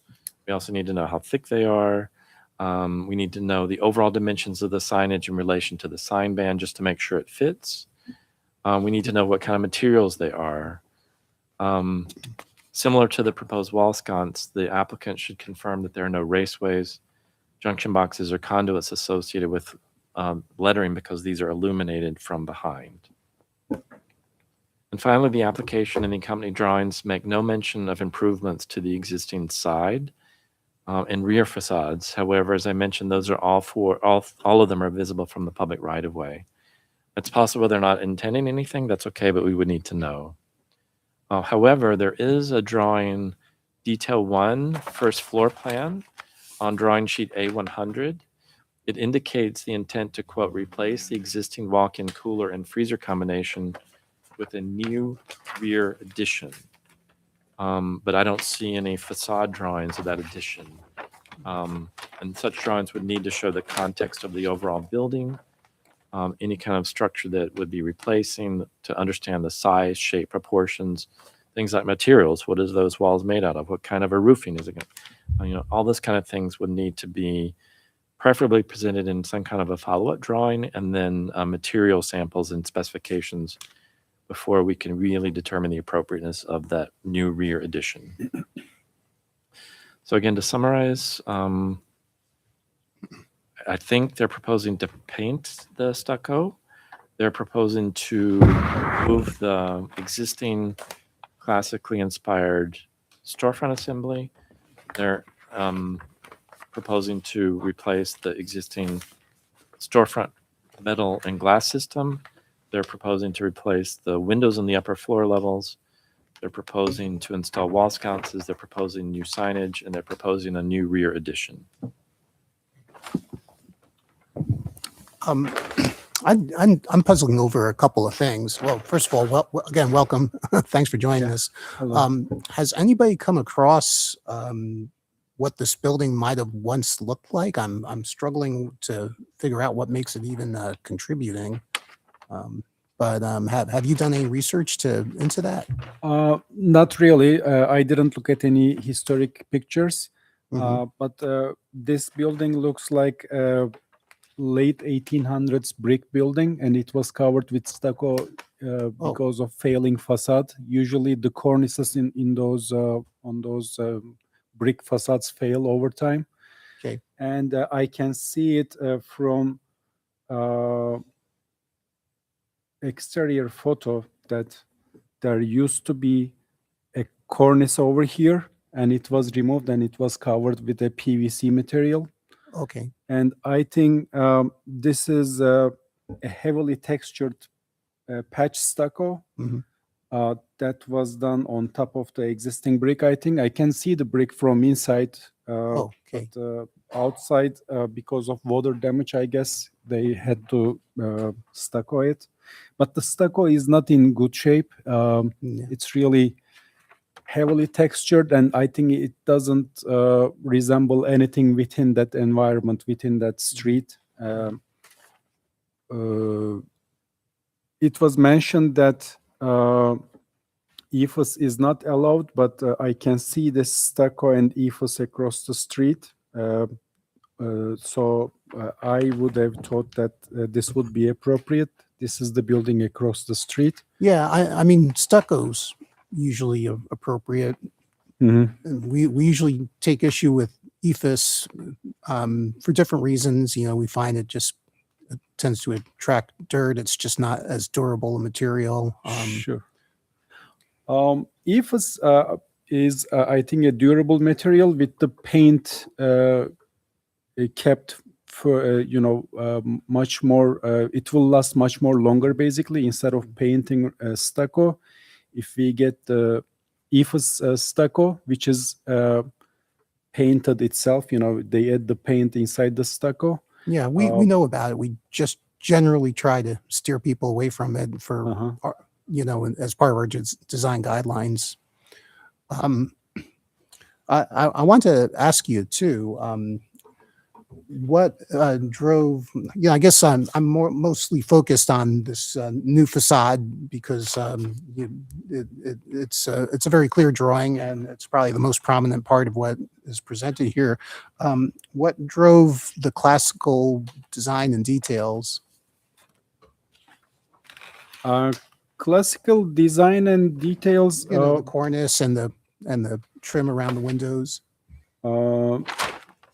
You mean the existing on what you're molding? proposing. On the proposed elevation. Or proposed elevation? Yeah. Okay, so I designed these moldings to fit the environment, basically. Mhm. It may not be the actual classical look of early 1900s, but it's more of a more modern look, but it matches with the looks of the neighboring buildings, like the charter school next door and the new apartment building on the other side is mostly brick. The building, Polk Street building across the street is mostly with this type of stucco and moldings. So I felt that it feels part of the environment in that sense. Mhm. When I was designing this. And of course, it's the feasibility. You might say, it's better to cover this with marble, but it may not be budget friendly for the owners. So that's what we are trying to do also to match their budget in that sense. So the easiest design option was moving towards that way. That's what moved my design.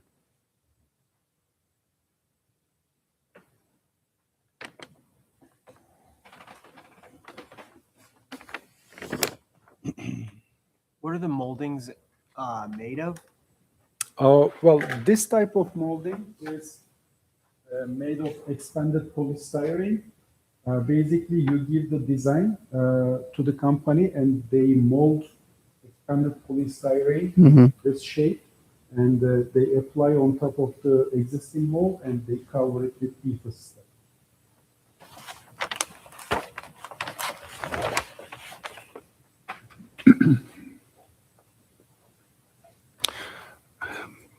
Yeah, I don't think we generally approve that kind of treatment. Yeah, right? I don't think I've ever Yeah. been a part of an approval for that. Yeah. It's just it's not that, I mean, it's attractive what you're proposing. It's just kind of far into what it's far into our design guidelines and what we usually approve here. My question is, why go to the effort of demolishing the existing storefronts around, right? That has some nice detailing too, with the fluted pilasters and the cornice line with the dental molding to replace it with the. Well, there is a stainless steel sign over there on the side, which I believe it doesn't fit the historical environment over there. And the moldings are also failing. I think it's made out of wood or some sort of fiber material. So it's impossible to repair, I think, those moldings. We can always try to refinish them, but it will not be as appealing, I think, as the new design that we are proposing. And as you can see, I mean, there is failing portions of stucco, and the top portion of stucco and bottom portion of stucco is different. The bottom portion is smooth finish, the top portion is heavily textured.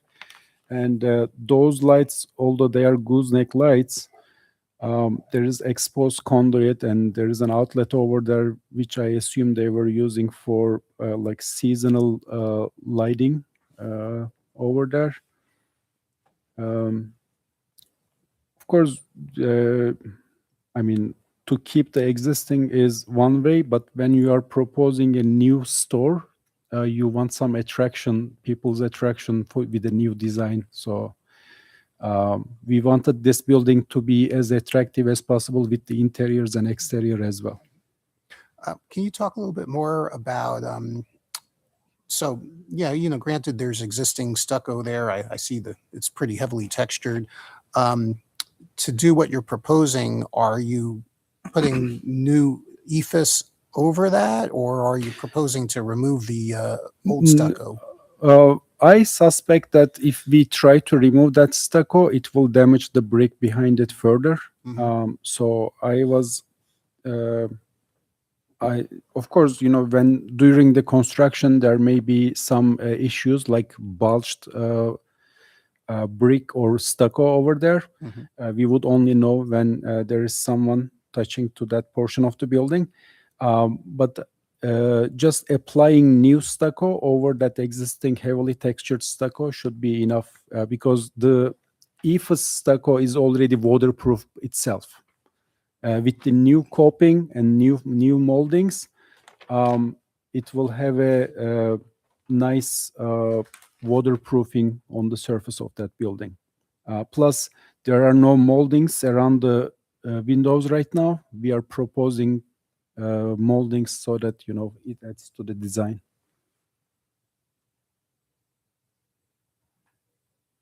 And you're planning on wrapping the building? I mean, Jeffrey had said that you can see the To the sides. So you're doing all of them? No, we were just doing at the Just the front front. facade. So the sides that will still say the heavily textured stucco? Yeah, it is like that as of now. And did I understand correctly? There's an addition in the rear? Sorry? So I don't think so. Oh. I mean, I don't think there's an addition. Okay. If you look at the aerial image, there's an existing covered patio at the back, right? Yes. Between the rear of the building where the walk-in cooler is that Jeff mentioned and the street. Yes. What are you proposing to do with that covered patio? So the cover patio is existing, and actually behind the cover patio, they have a fence around from the backside. So when you're driving down the street, if you look inside, you're not going to see anything within the patio area there. There's an existing walk-in refrigerator and freezer, which is outside of the building, and it's just the box. So there's nothing done to it. It's literally just how they come and assembled, whether inside the store or outside. It's heavily damaged. We could try to repair the unit itself, but we were just proposing to put a new one in that's basically the same size. Yeah, I remember this. That came before us. I've just too. shown him the picture of the backside. The backside, yeah. You guys want to see it? So are you gonna are you gonna enclose that walk-in cooler then, or is it gonna be where that patio is? Well, it's right there. We're just going to put a new one in. So we're going to take Okay. out the old one, put a new one. The walls of the cooler is already exposed. So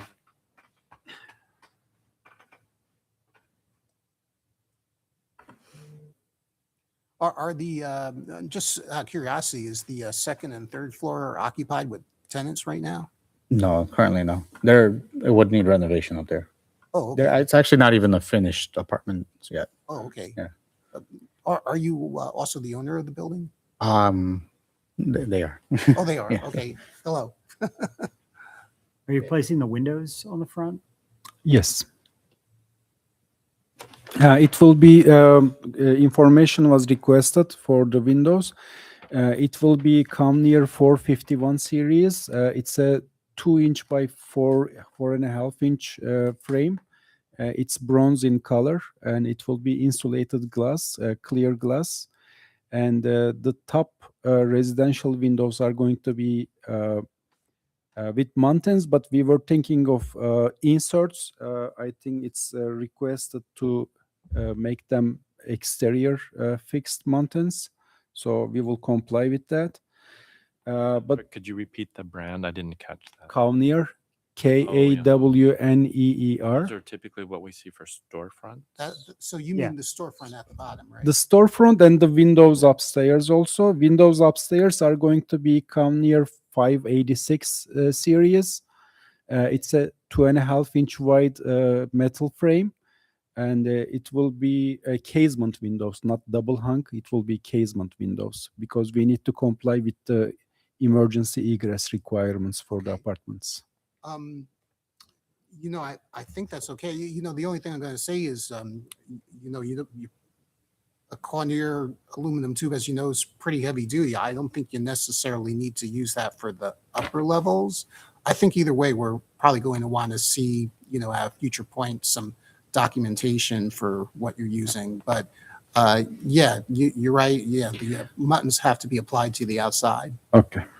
And I think we'd like to see that those windows mimic the look of a double hung, right, Jeff? Is that, I mean, it's probably a non-contributory building anyhow, but that kind of mimics the other windows in the district.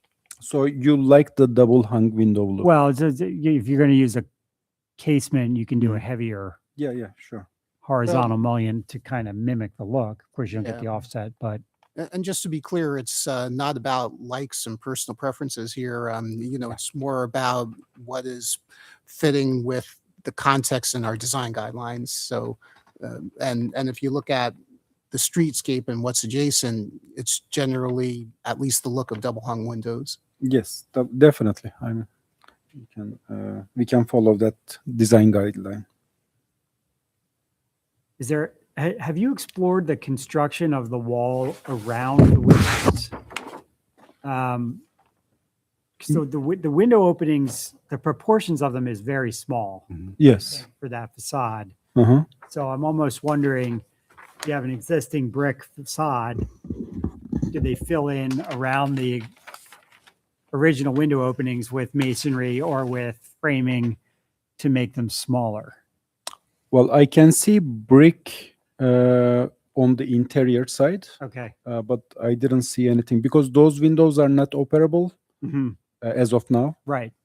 So I didn't see it from outside, and I didn't pay attention to look outside really. Yeah. You may want to check that because if you're going to put these as egress windows, I don't know if they, as they currently sit, meet the size requirements for that. So you're going to want to make sure if you need to widen the windows, the current windows up, you have the ability to do that. Yeah, the requirement is 5.7 square feet and 22-inch wide minimum. Yep. As far as I remember, we comply with that. Okay.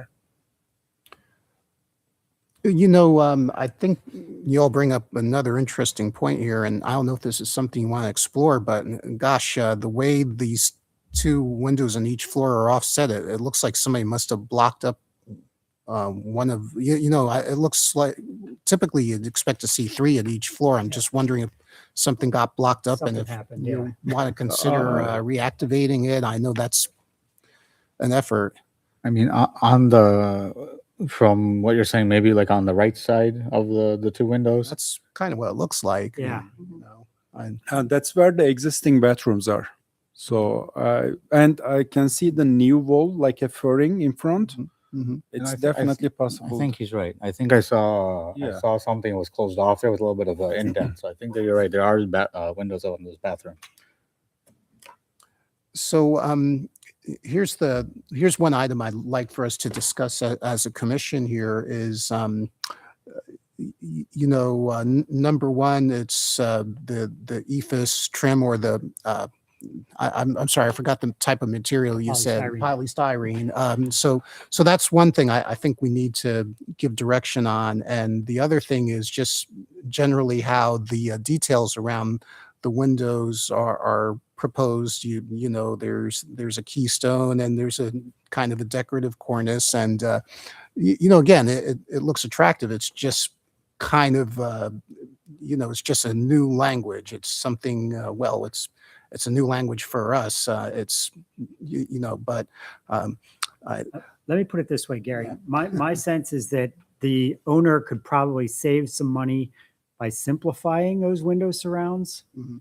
And I would encourage them to explore that because I think aesthetically it would fit in better with the district. So simpler moldings? Simpler moldings around the windows, yes. In terms of polystyrene, I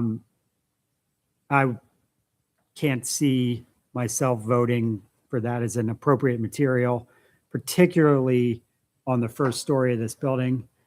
I just think it's going to have all kinds of durability problems. And, let's face it, it's plastic. It doesn't really belong in the district. But as Jeff mentioned earlier, we'll typically accept composites, wood, Yep. stucco, Absolutely. masonry, and certainly everything you're showing at the base. I appreciate what you're doing. It's very attractive. I agree with Todd saying. I think you just need to fine tune the materials and maybe simplify details around the windows, if that makes sense to you. Simplify windows, I understood, but the bottom portion, all that design at the bottom portion of the building with all the cornices and everything. The other option I have is to use polyurethane, I think, or a PVC material from Kind of 5-pon. all falls in the same category. It's just kind of not appropriate. Yeah, I would say the operative word is it appropriate or is it not appropriate? I think for us, those would be non-appropriate materials. Yeah. Strength-wise, it will not be a problem because I have been using EFS material, dry-wet EFS material for a long time. And it's even used at the largest buildings that you can imagine. For example, Las Vegas Bellagio building was done with an EFS. We're very familiar with it, sir. And I can tell you, in fact, we've had a number of newer buildings come before us. And the only times we've allowed EFS is when it is at an upper floor that is way higher than anybody could reach or touch it. So if I do like a wainscoting system at the bottom, like 3 feet 6 inches, let's say, would you allow the moldings to be with EFS? The upper portions where there will be no damage from the street traffic, basically? On the first floor? Yeah, first floor, the first 3 feet 6 inches, I can make it a more durable design. Yeah, I don't. Well, I just want to clarify a few things. So I think an acrylic stucco coating like you would use for EFS would be fine. Yes. I think the issue maybe is using foams and plastic materials as your substrate would be an issue.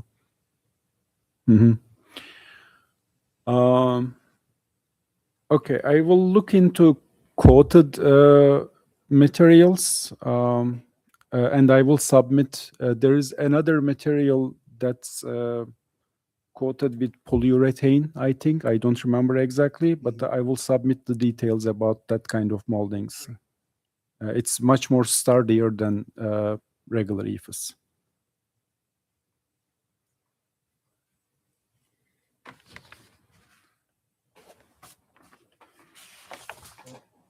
Do we want to make a motion to table this? I have a question then, Yeah, go maybe a ahead. request as well.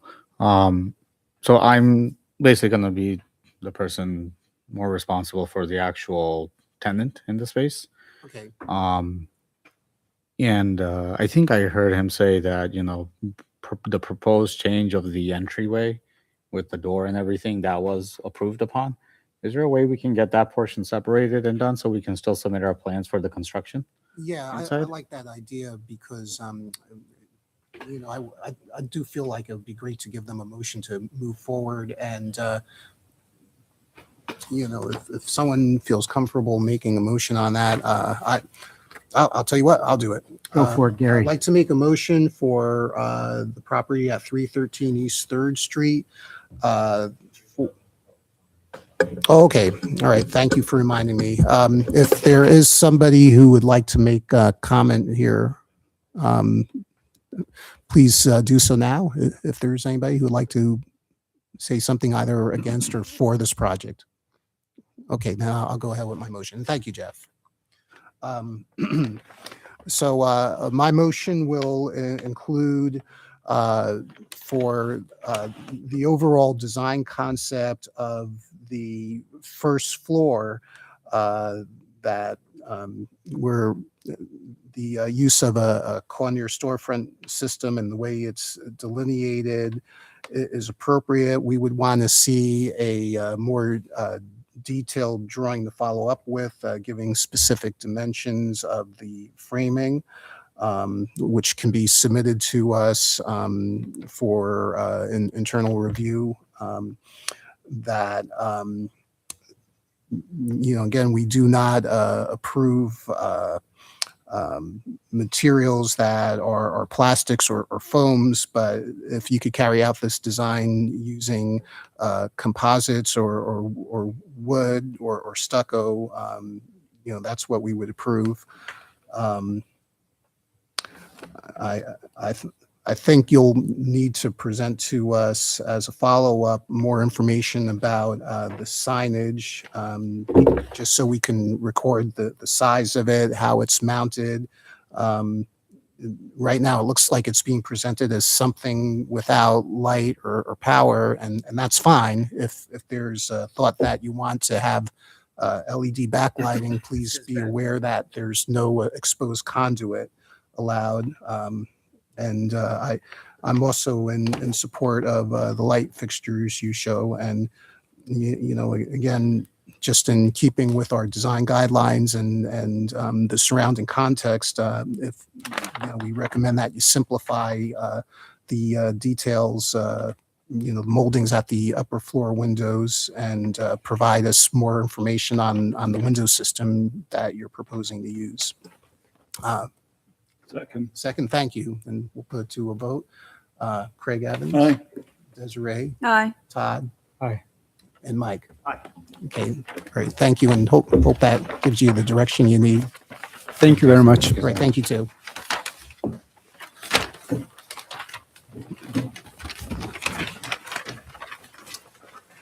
Okay, we are now up to item number 4 for 330 East 4th Street. Yes, yeah, we're going to just take please make yourself comfortable, but we're going to take a 5-minute break.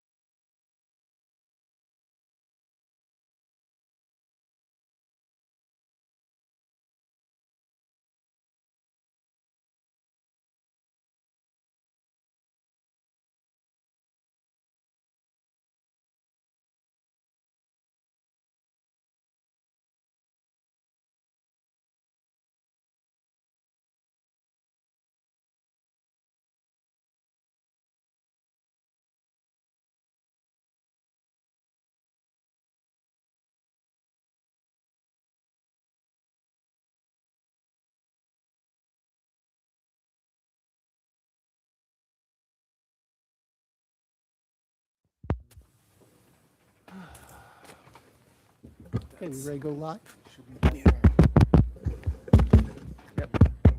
Okay, welcome back. And I'm sorry, please remind me your names. Eric Riedinger. Eric. Dominic Guerreri. All right. Thank you, Eric. Dominic. 330 East 4th Street. The building description, period, style, and defining features. The structure located at the corner of Polk Street and East 4th Street is a detached 2.5-story, 3-bay, brick masonry and stucco dwelling with a front-facing gable, small arched windows in the front gable, large roof dormers on the east and west with paired double-hung windows, built-in gutters, and a wide yellow brick partially enclosed front porch with clay tile roof. The house dates from circa 1890 and includes 1/1 double-hung windows and is classical revival in style.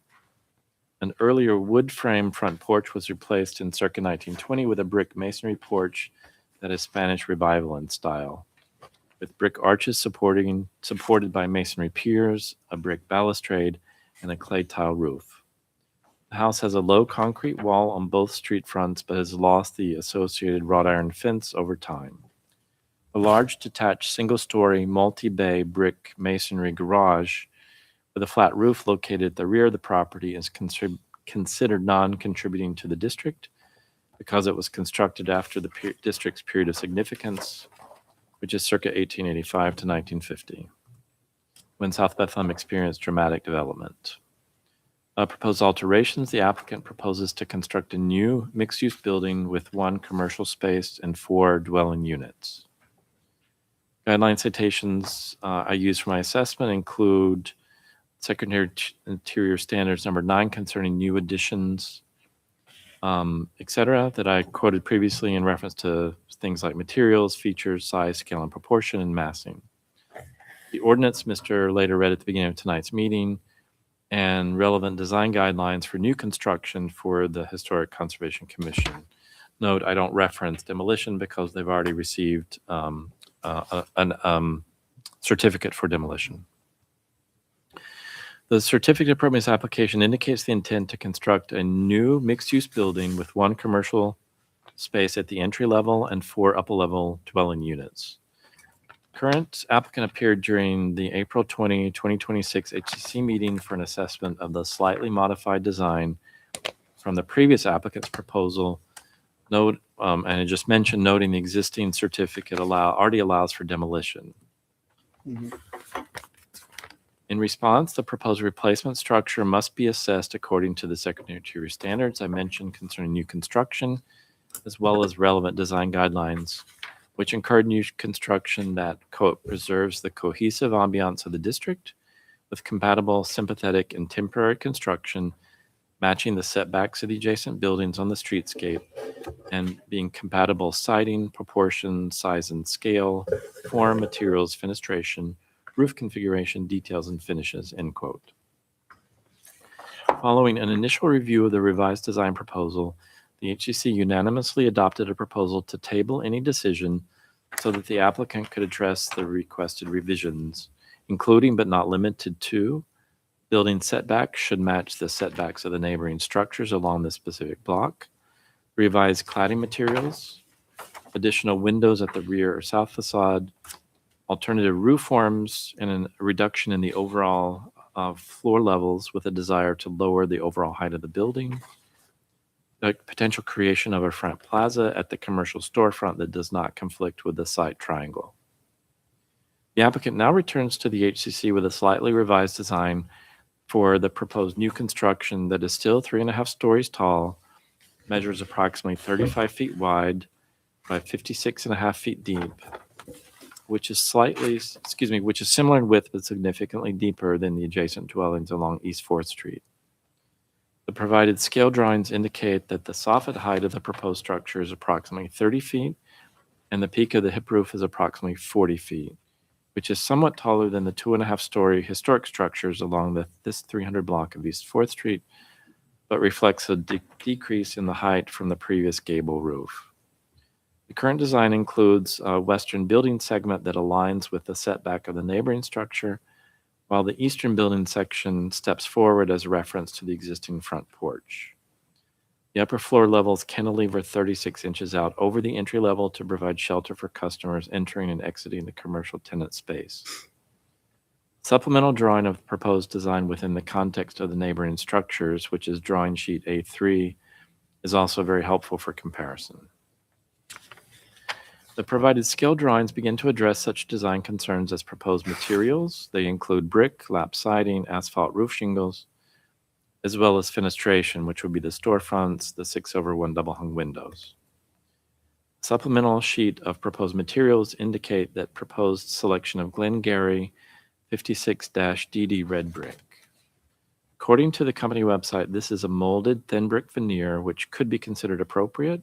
Typically, you would still want to inspect a product sample, and we would typically request clarification about the intended mortar, specifically the color and texture of the mortar joints. The proposed lap siding is hardy board or comparable, I'll say, fiber cement cladding. Although this material is not specifically mentioned within relevant design guidelines, the HCC has traditionally considered fiber cement cladding as appropriate, but you have defined that the exposure is to be 7 inches, and you also want the surface to be smooth, paintable, and not stamped, meaning it has a fake wood texture or anything like that. The proposed slate look roof cladding that they provided appears to be so-called architectural asphalt shingles, which you have typically in the past considered inappropriate. Appropriate alternative would be GAF slate line asphalt shingles. They have a look like slate rather than the architectural, which tends to vary in size and scale. And in the past, this board found antique gray is the most appropriate color. They do have open valleys, and with that situation, you've also requested all open valleys to be flashed with copper. So not woven closed, but open and lined with copper. There's also representation of the proposed corbel, quote, corbel and structural brackets. The applicant previously noted that the upper brackets would be are decorative and fabricated from composite, while the lower brackets are structural and fabricated from wood. You responded positively. You didn't pass a resolution. Typically, we would see kind of critical dimensions, things like that, so I could capture in the motion, you know, how tall, how thick, how deep. There's probably an imported stock image of those. It would be nice to have a bit more detail. And of course, a product sample is ideal because we can actually take a look at it. A design feature such as the windows that align vertically are appropriate. Per the recent HCC recommendation, the applicant now includes 2 windows at each floor level at the rear or south facade. Proposed windows appear to be 6/1 double hung. Select windows at the east and the west. Side facades also include packaged terminal air conditioners or PTEX with integrated grills beneath. There's no indication of the intended window manufacturer or type, so clarification along with written specifications and ideally product samples would be useful before the appropriateness of proposed windows can be determined. If the divided lights are not actual but simulated, the applicant should be aware that muntins should be installed on the exterior window surfaces. The proposed window trim should be modified so that the window sills appropriately extend out on either side beyond the windows. I think currently they're shown as flush. We want those sills to extend out.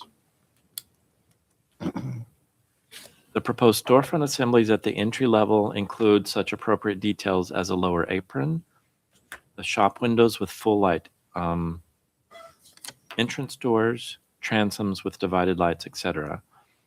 But I didn't see, for example, indication of what the material of the apron would be. Just like we had the previous applicant, we would need an identification of the storefront assembly, often a manufacturer, the typical sizes of each component of the storefront. There's also no indication of a traditional sign band that would be above the storefront that would allow for future signage for the commercial tenant. In my opinion, that could be remedied by raising the height of the lower cornice to just under the second floor windows. One significant revision to the previous design proposal is the inclusion of a paved seating area between the western storefront and the public right-of-way. It's kind of dashed and then indicated in the floor plan. A supplemental drawing indicating the size, scale, and proposed materials of what they're calling a sitting wall would be helpful for a subsequent HCC assessment to determine appropriateness. The applicant's subsequent reviews with HCC should also include written product specifications and cut sheets, as well as samples of proposed materials. Similarly, the proposed storefront assembly at the front or north facade, as well as the paneled door at the south or rear facade, require clarifications about proposed materials. The applicant should also confirm that all intended glazing is not tinted, mirrored, or reflective. In addition, such details as the proposed materials for the porch posts, the porch roof cladding, and the stair assembly with handrail at the rear or south facade require clarification before appropriateness can be determined. There's no indication of proposed gutters and downspouts. However, the applicant should be aware that appropriate gutters are smooth, metal half round, and appropriate downspouts are a smooth metal round within the district. The applicant is also encouraged to review relevant design guidelines for suggestions of appropriate signage and exterior lighting within the district in preparation for future HCC assessments. Okay, thank you, Jeff. Well, again, welcome back, and thank you for all the follow-up work you've done on this. Would you like to start by, please present. Yeah, no, thanks for having us back. I hopefully by evidence in the drawings, we made a lot of the changes that you guys were looking for in the design. Just as a point of clarity, and Jeff really did a great job of covering what we're doing. The brick submittal, the Glengarry brick, Jeff had mentioned that was a thin brick. We're actually proposing a full width, a real brick, not a thin brick product. And we also take no exception to the slate line shingle versus the architectural shingle that may be shown. So just wanted to clarify those two items right away. As far as the, I think lining up the fronts of the buildings, we added the sitting wall out front to try and carry through with the neighboring properties. Want to still be respectful of that site triangle condition at the corner of Polk and 4th Street as well. So just need to be conscious of that.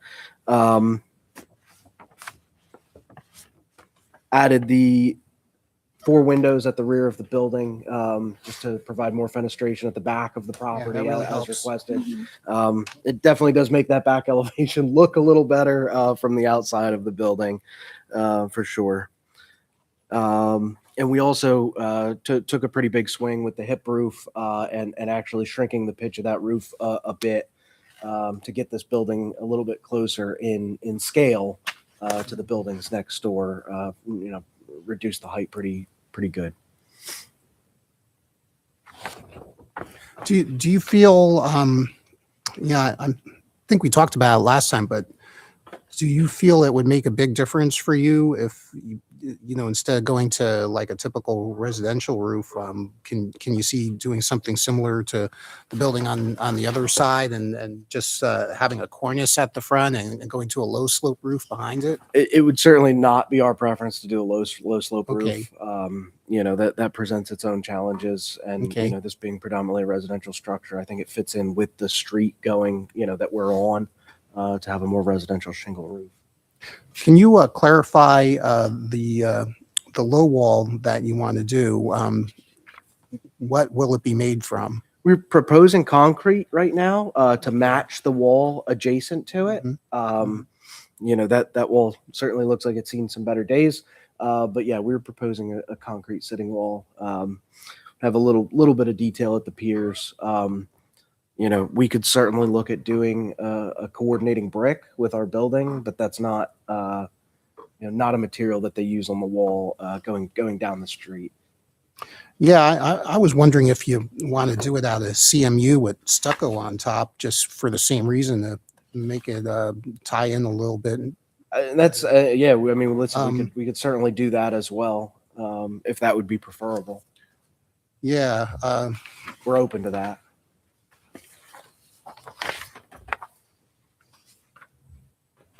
I'm just looking to see if you have some pictures in here of it. Photos of clear. No, because that's one building down. Get the you see the pictures here. The front facade.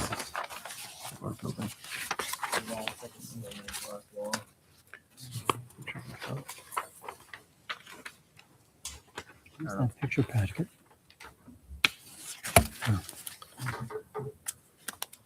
But yeah, similar here. Yeah, on the existing front facade looks like it's just concrete on ours, and regrettably, I don't have that marriage of our property with the adjacent property. I could pull it up on Street View. Yeah, because I could see doing it with brick too. Yeah, the brick is not a Mhm. material that happens on there. I mean, so once you get down a little bit further, it looks like they have like a modular block wall as you go down a little bit further. So it does lack a certain uniformity. I mean, they all have the wall. It's just what it's Yeah. made out of.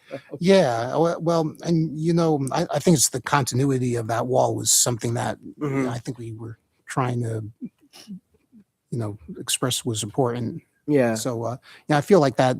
I have the impression that maybe CMU with stucco on it might be the way to go. Yeah. I also thought Jeff made a really good point about the sign ban, and I kind of I sketched it in that if I think you might have a natural sign ban if you tie into the windowsill, and I think that might really work well for you. How do you feel about that? Bring the sign band directly up to the bottom of the window. So you're not raising that floor, that overhang at all. You're basically applying it to the front of the overhang. Yeah. Okay. Yeah. Yeah, I think I'm okay with that as well.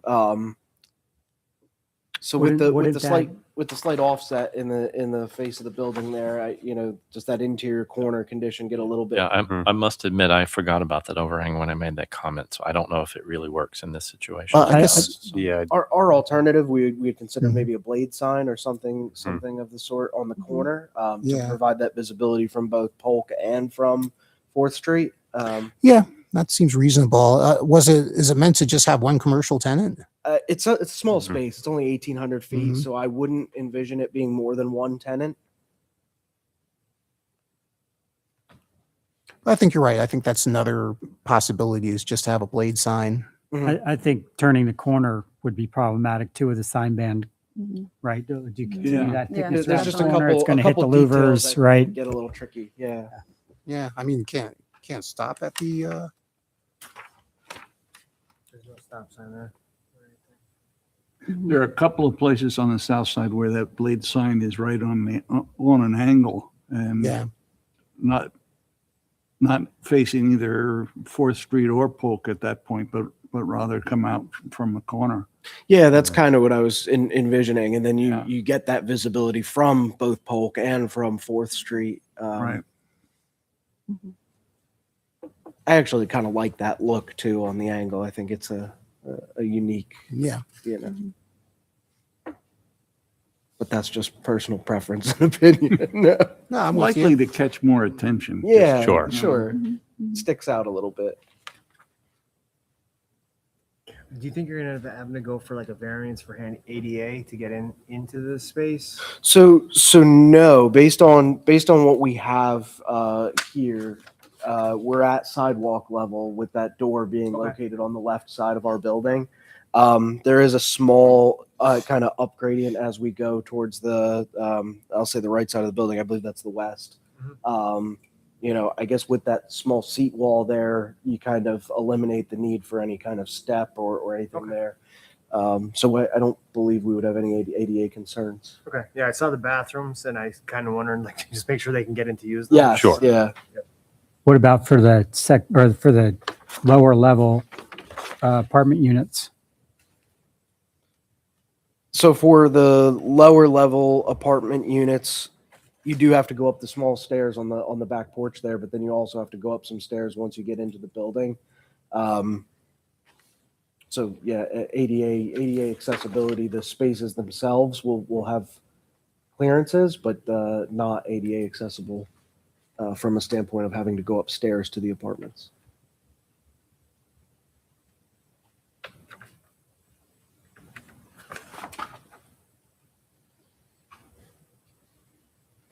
And that's what you have those walls out for those sitting walls out front at 18 inches high. Correct. Approximately. Yeah, I believe once we get over 24, then we start getting into trouble with the site triangle Yeah. again. Okay. And I believe the current wall that's there is about that 18 inches high.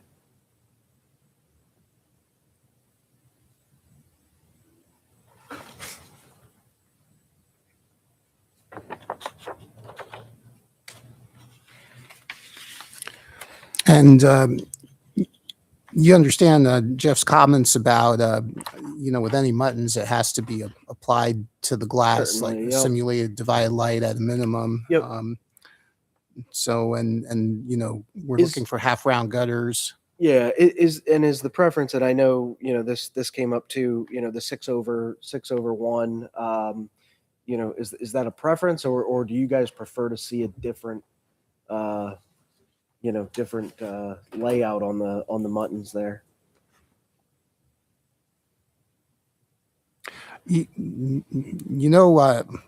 I think in general, this style, it kind of suggests to me kind of like a craftsman style, like all the details you're putting on here. It's sort of craftsman style and 1920s, and Okay. I think that's fine. Okay. I mean, it's a little bit more decorative than some of the buildings around it, and I think that's okay. Okay. I think it fits the building nice. I was gonna say on the building, I like Sure. it. Yeah. Yeah.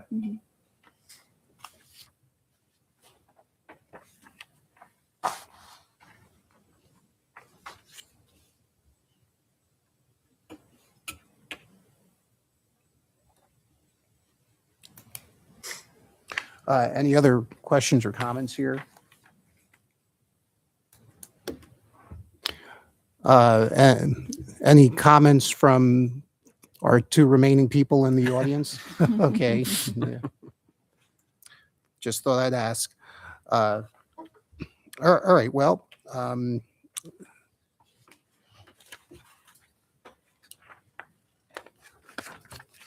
make a motion. So this Thank is you, our Mike. second meeting, Yes. right? Yeah. Are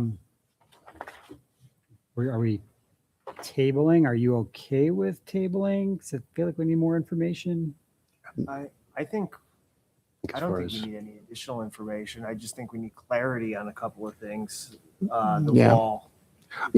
yeah, I mean, thinking to what we would normally ask for, I think it's moving in a good direction, and I would just say, whoever makes the motion should maybe just, we're usually looking for the specifics on window systems and storefronts and how you're going to do the signage.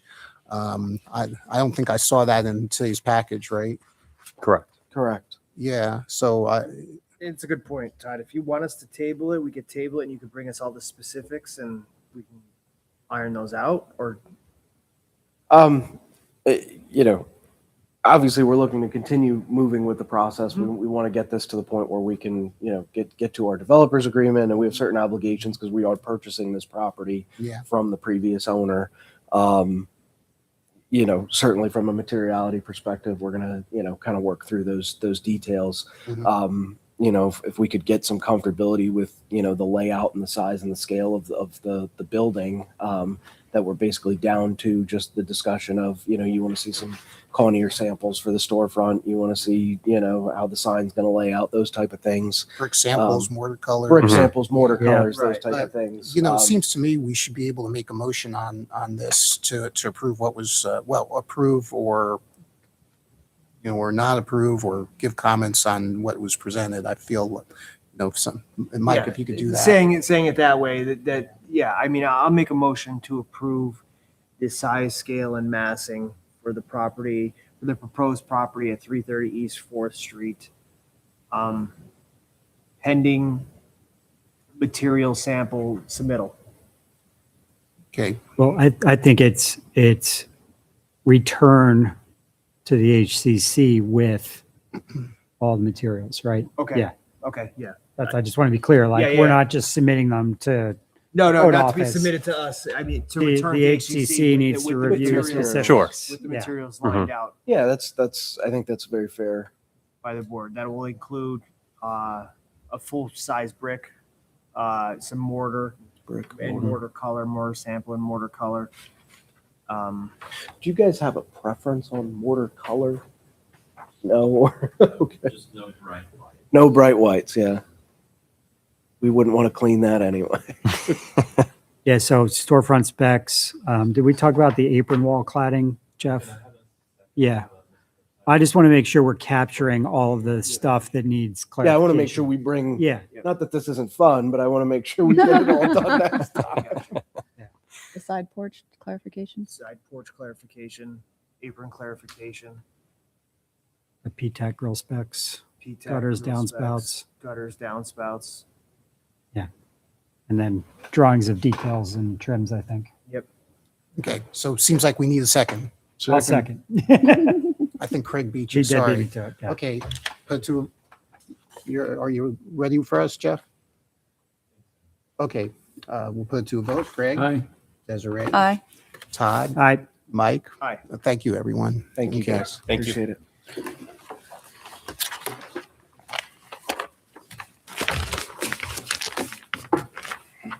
All right. Okay. Meeting, let's guess. Well, that brings us to 211 Mechanic Street.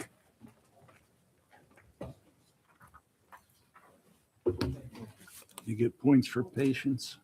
Yeah, and, Thanks for hanging in there. yes, I think this is another welcome back too, right? Yes. Yes, sir. Good evening.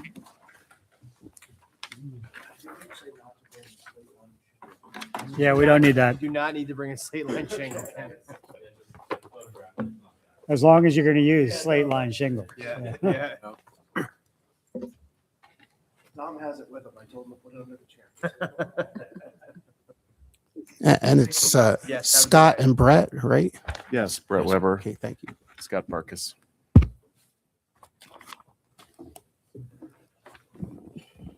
So 211 Mechanic Street. This structure is a two-story, four-bay, semi-detached brick and concrete block masonry, mixed-use residential and commercial building with a low-slope roof. Building dates from circa 1915 and originally served as storage for a hardware and appliance store on the same lot but facing East 3rd Street. Two segmental arch window openings on the upper floor level of the main or south facade, as well as two segmental arch windows openings on the entry floor level of the side or east facade, are representative features from that period. Buildings on either side have been demolished over time, revealing brick masonry party walls at the west and east facades that were never intended to be exposed. The side or west facade has been partially painted dark orange, while the main south facade has been painted bright white. Masonry and wood frame additions connect this structure to the main commercial building facing East 3rd Street. Many architectural features have been lost over time, so it can no longer be identified by a defining style. Proposed alterations, the applicant proposes to rehabilitate the building facades. The guideline citations I used for my assessment included the Secretary of Interior Standard Number 9 concerning new additions, exterior alterations, or related new construction, as well as the ordinance Mr. Later read at the beginning of the meeting, and then also relevant pages concerning masonry within our own design guidelines for the HCC. My evaluation, the effects on the district, and recommendations.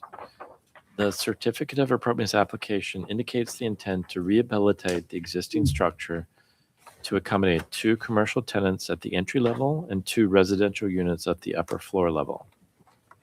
The applicant initially appeared before the HCC during the March 16, 2026 meeting with a proposal to paint all facades for a uniform exterior appearance. The associated certificate application also mentioned replacing select windows and doors.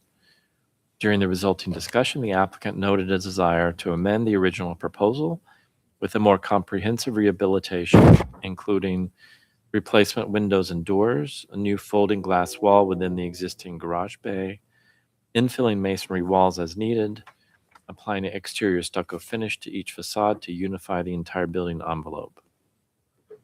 All parties mutually agreed that no action would be taken. Instead, the applicant was complimented for the rehabilitation vision and encouraged to submit a new application for assessment during a future HCC meeting.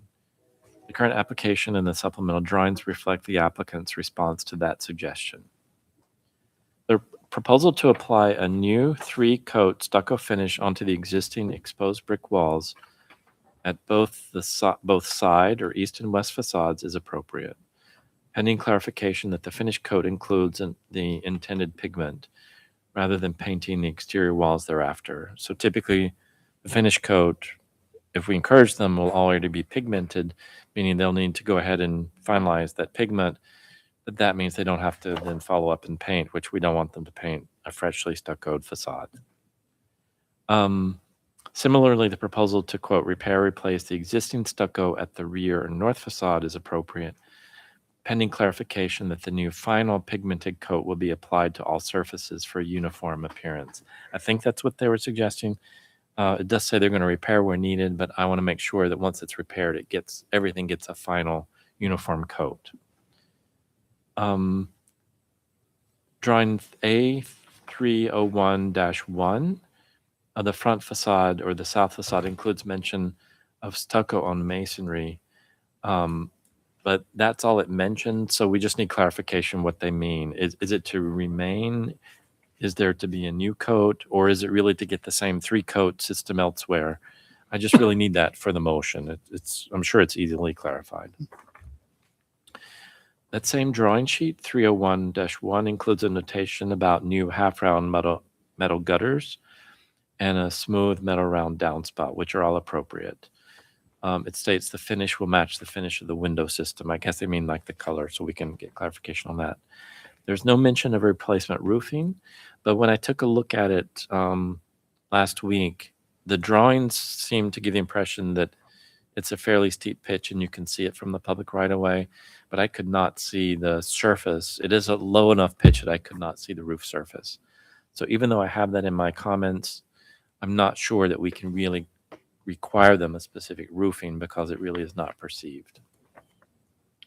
Drawing A3-101-1 also includes mention of new double-hung windows and depict new 2/2 sash at the right portion of the upper level facade, which replicate the configuration of the 2 existing windows at the left portion of the upper level facade.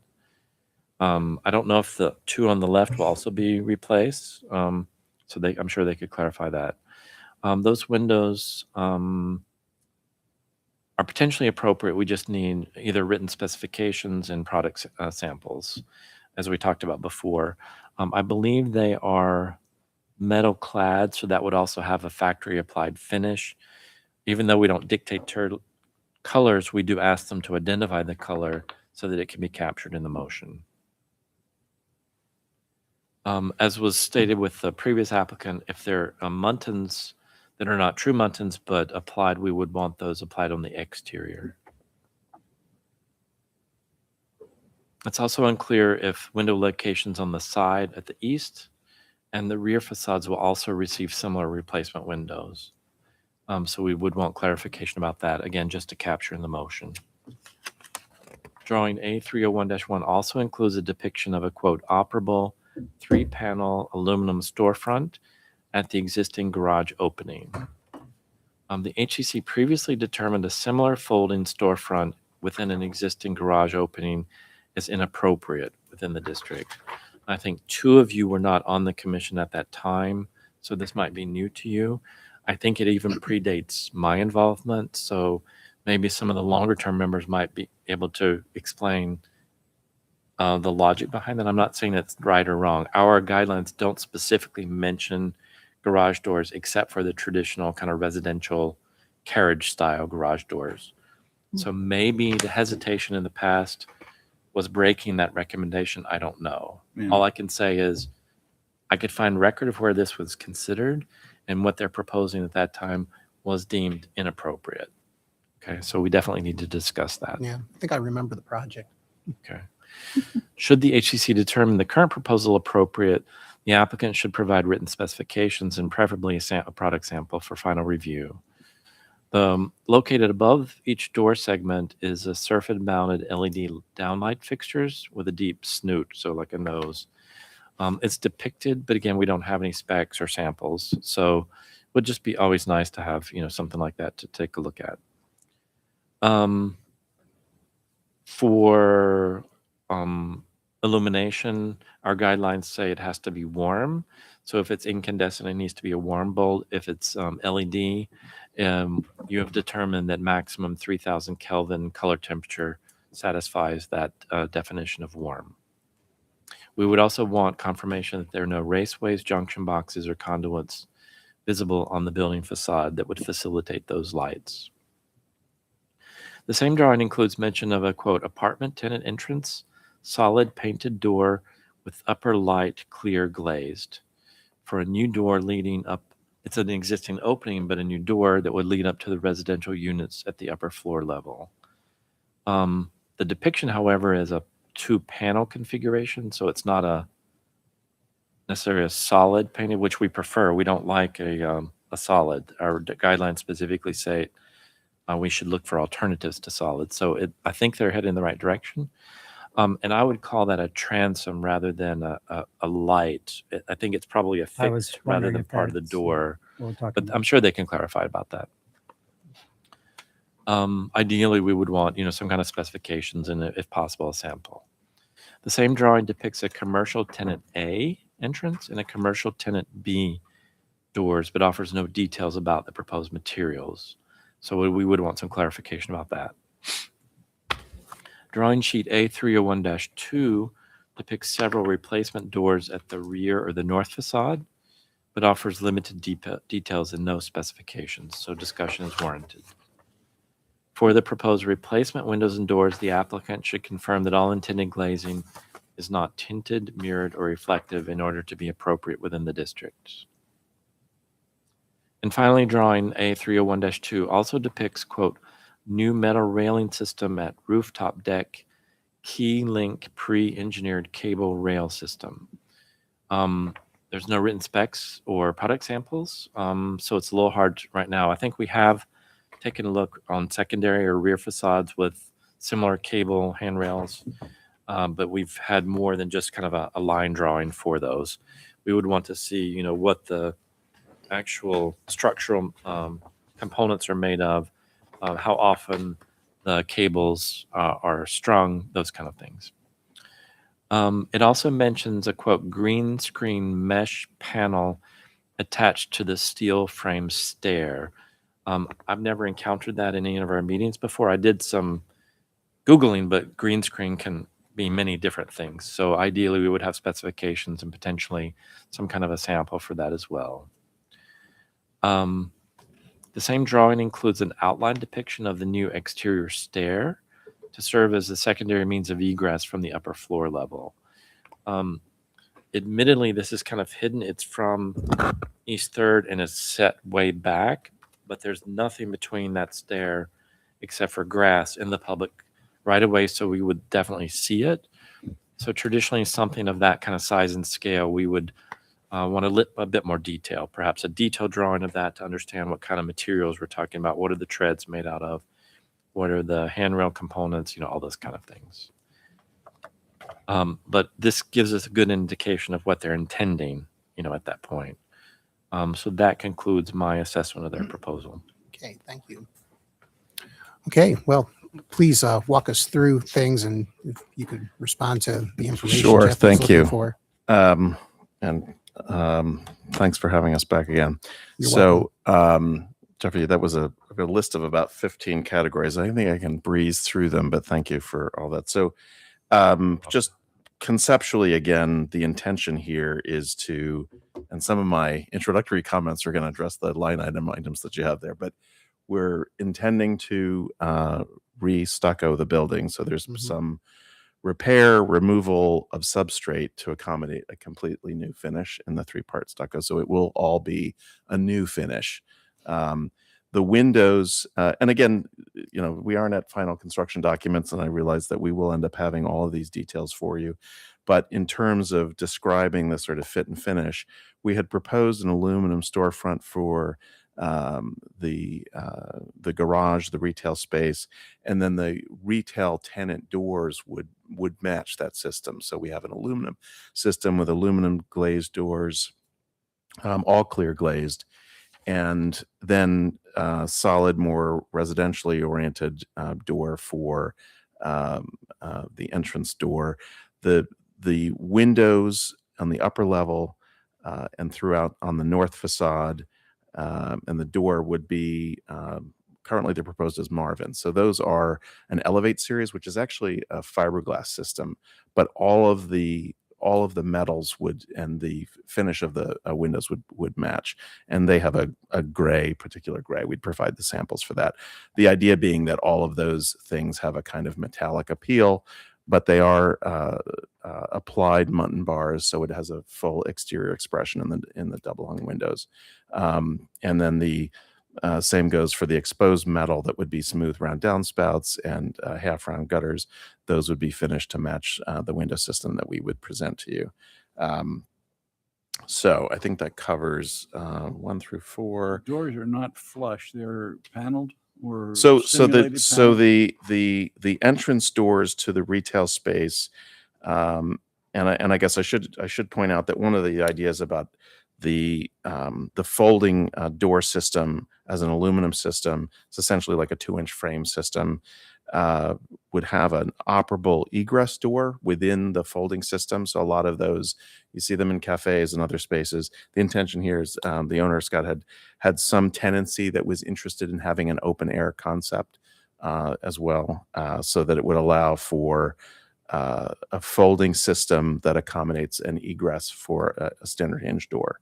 The panel door on the front, and to your point, Jeffrey, it is an upper light, so like a clerestory as proposed, but we would be happy to have that be a 2-panel system where it's a solid panel at the bottom and an upper light in the door itself, so that the door is glazed consistent with the standards you're referring to.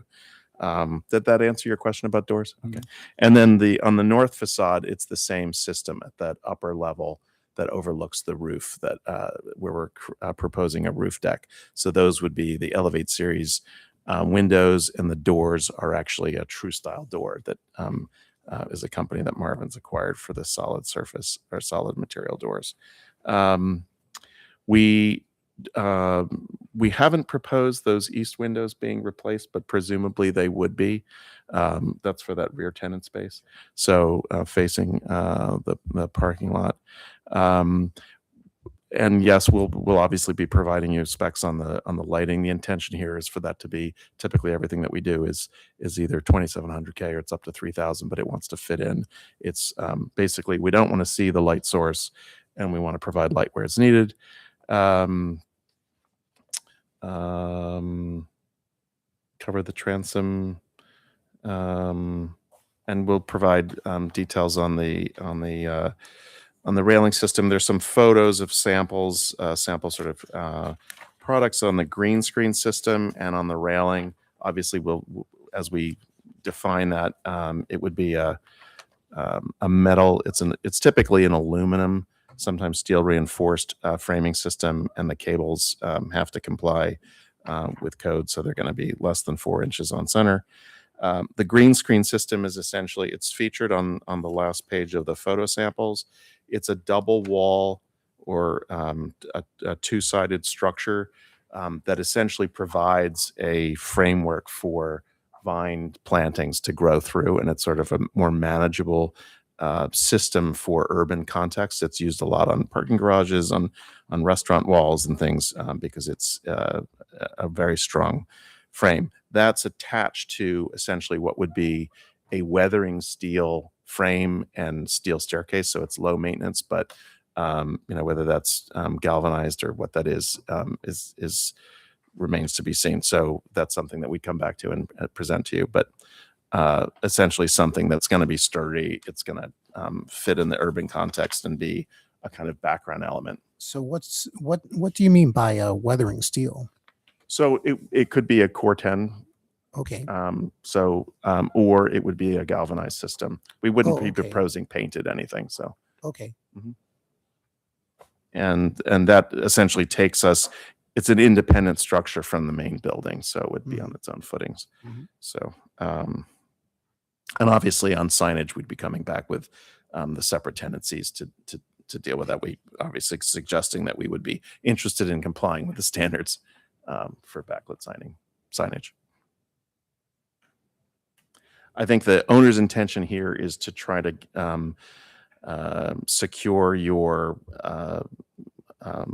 a certificate of appropriateness for the conceptual approach to the building so that we can proceed. And we're obviously going to come back with details. We'd love to be able to move forward with plans for stuccoing and, pending the detail submission. Would you call this a historically contributing structure? Or a contributory structure? You noticed I didn't say that. You didn't want, So, yes, I did. I looked for your. Yeah. What I can say is it fits the date and it shows a few details, a few select window openings confirm the construction of that period. Mhm. But I also state it's kind of left out there in the middle of nowhere because its context is now gone. Right. It had buildings on either side. It had windows where now others are not. All those things have been lost. It does have, interesting enough, a relationship to the building on East 3rd Street that it used to facilitate. So they speak to another. So from that perspective, its loss would be a loss to that building, I think. So, But it's not contributing to that streetscape anymore like it used to be because Right. that streetscape is it's basically gone. Yeah. Yeah. So what, I mean, to me, and this is just my interpretation of this, is it was a very utilitarian building. And it's still preserves that aesthetic of a utilitarian building.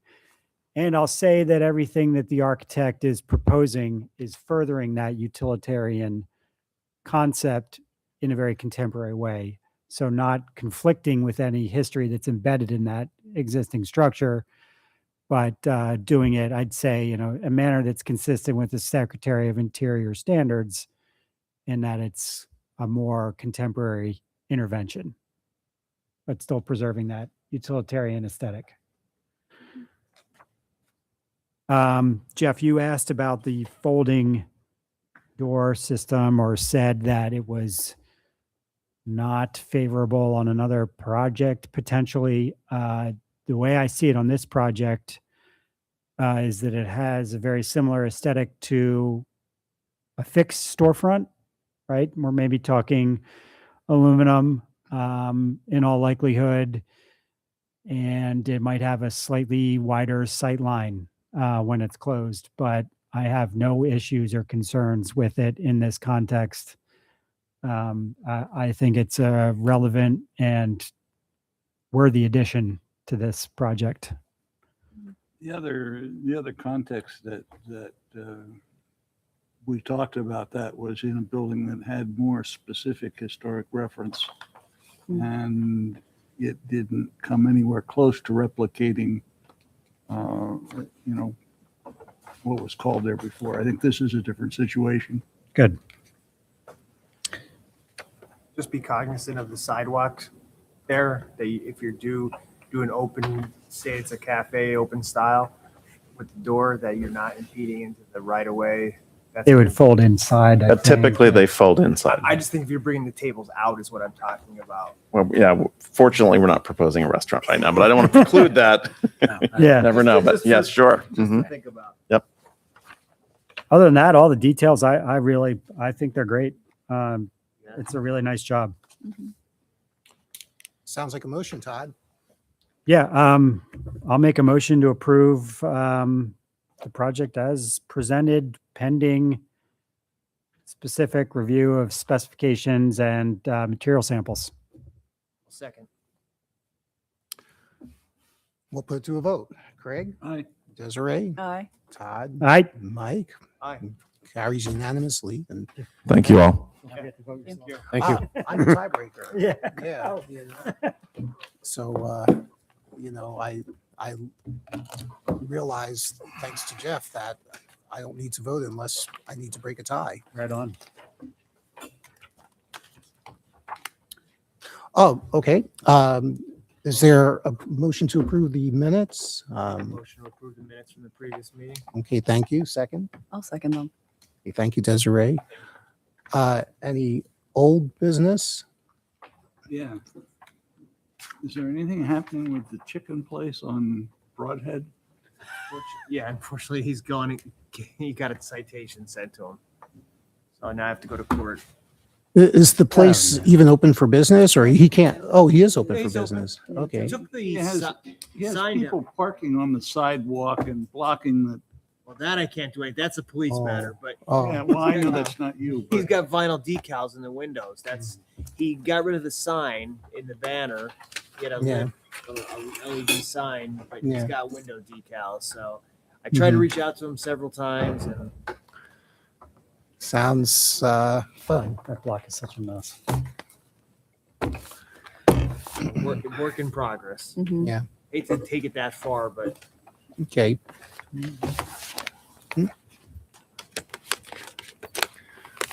Do I hear a motion to adjourn? Yeah, sure. Motion to adjourn. Thank you. It's been Yeah. a long night. Yeah.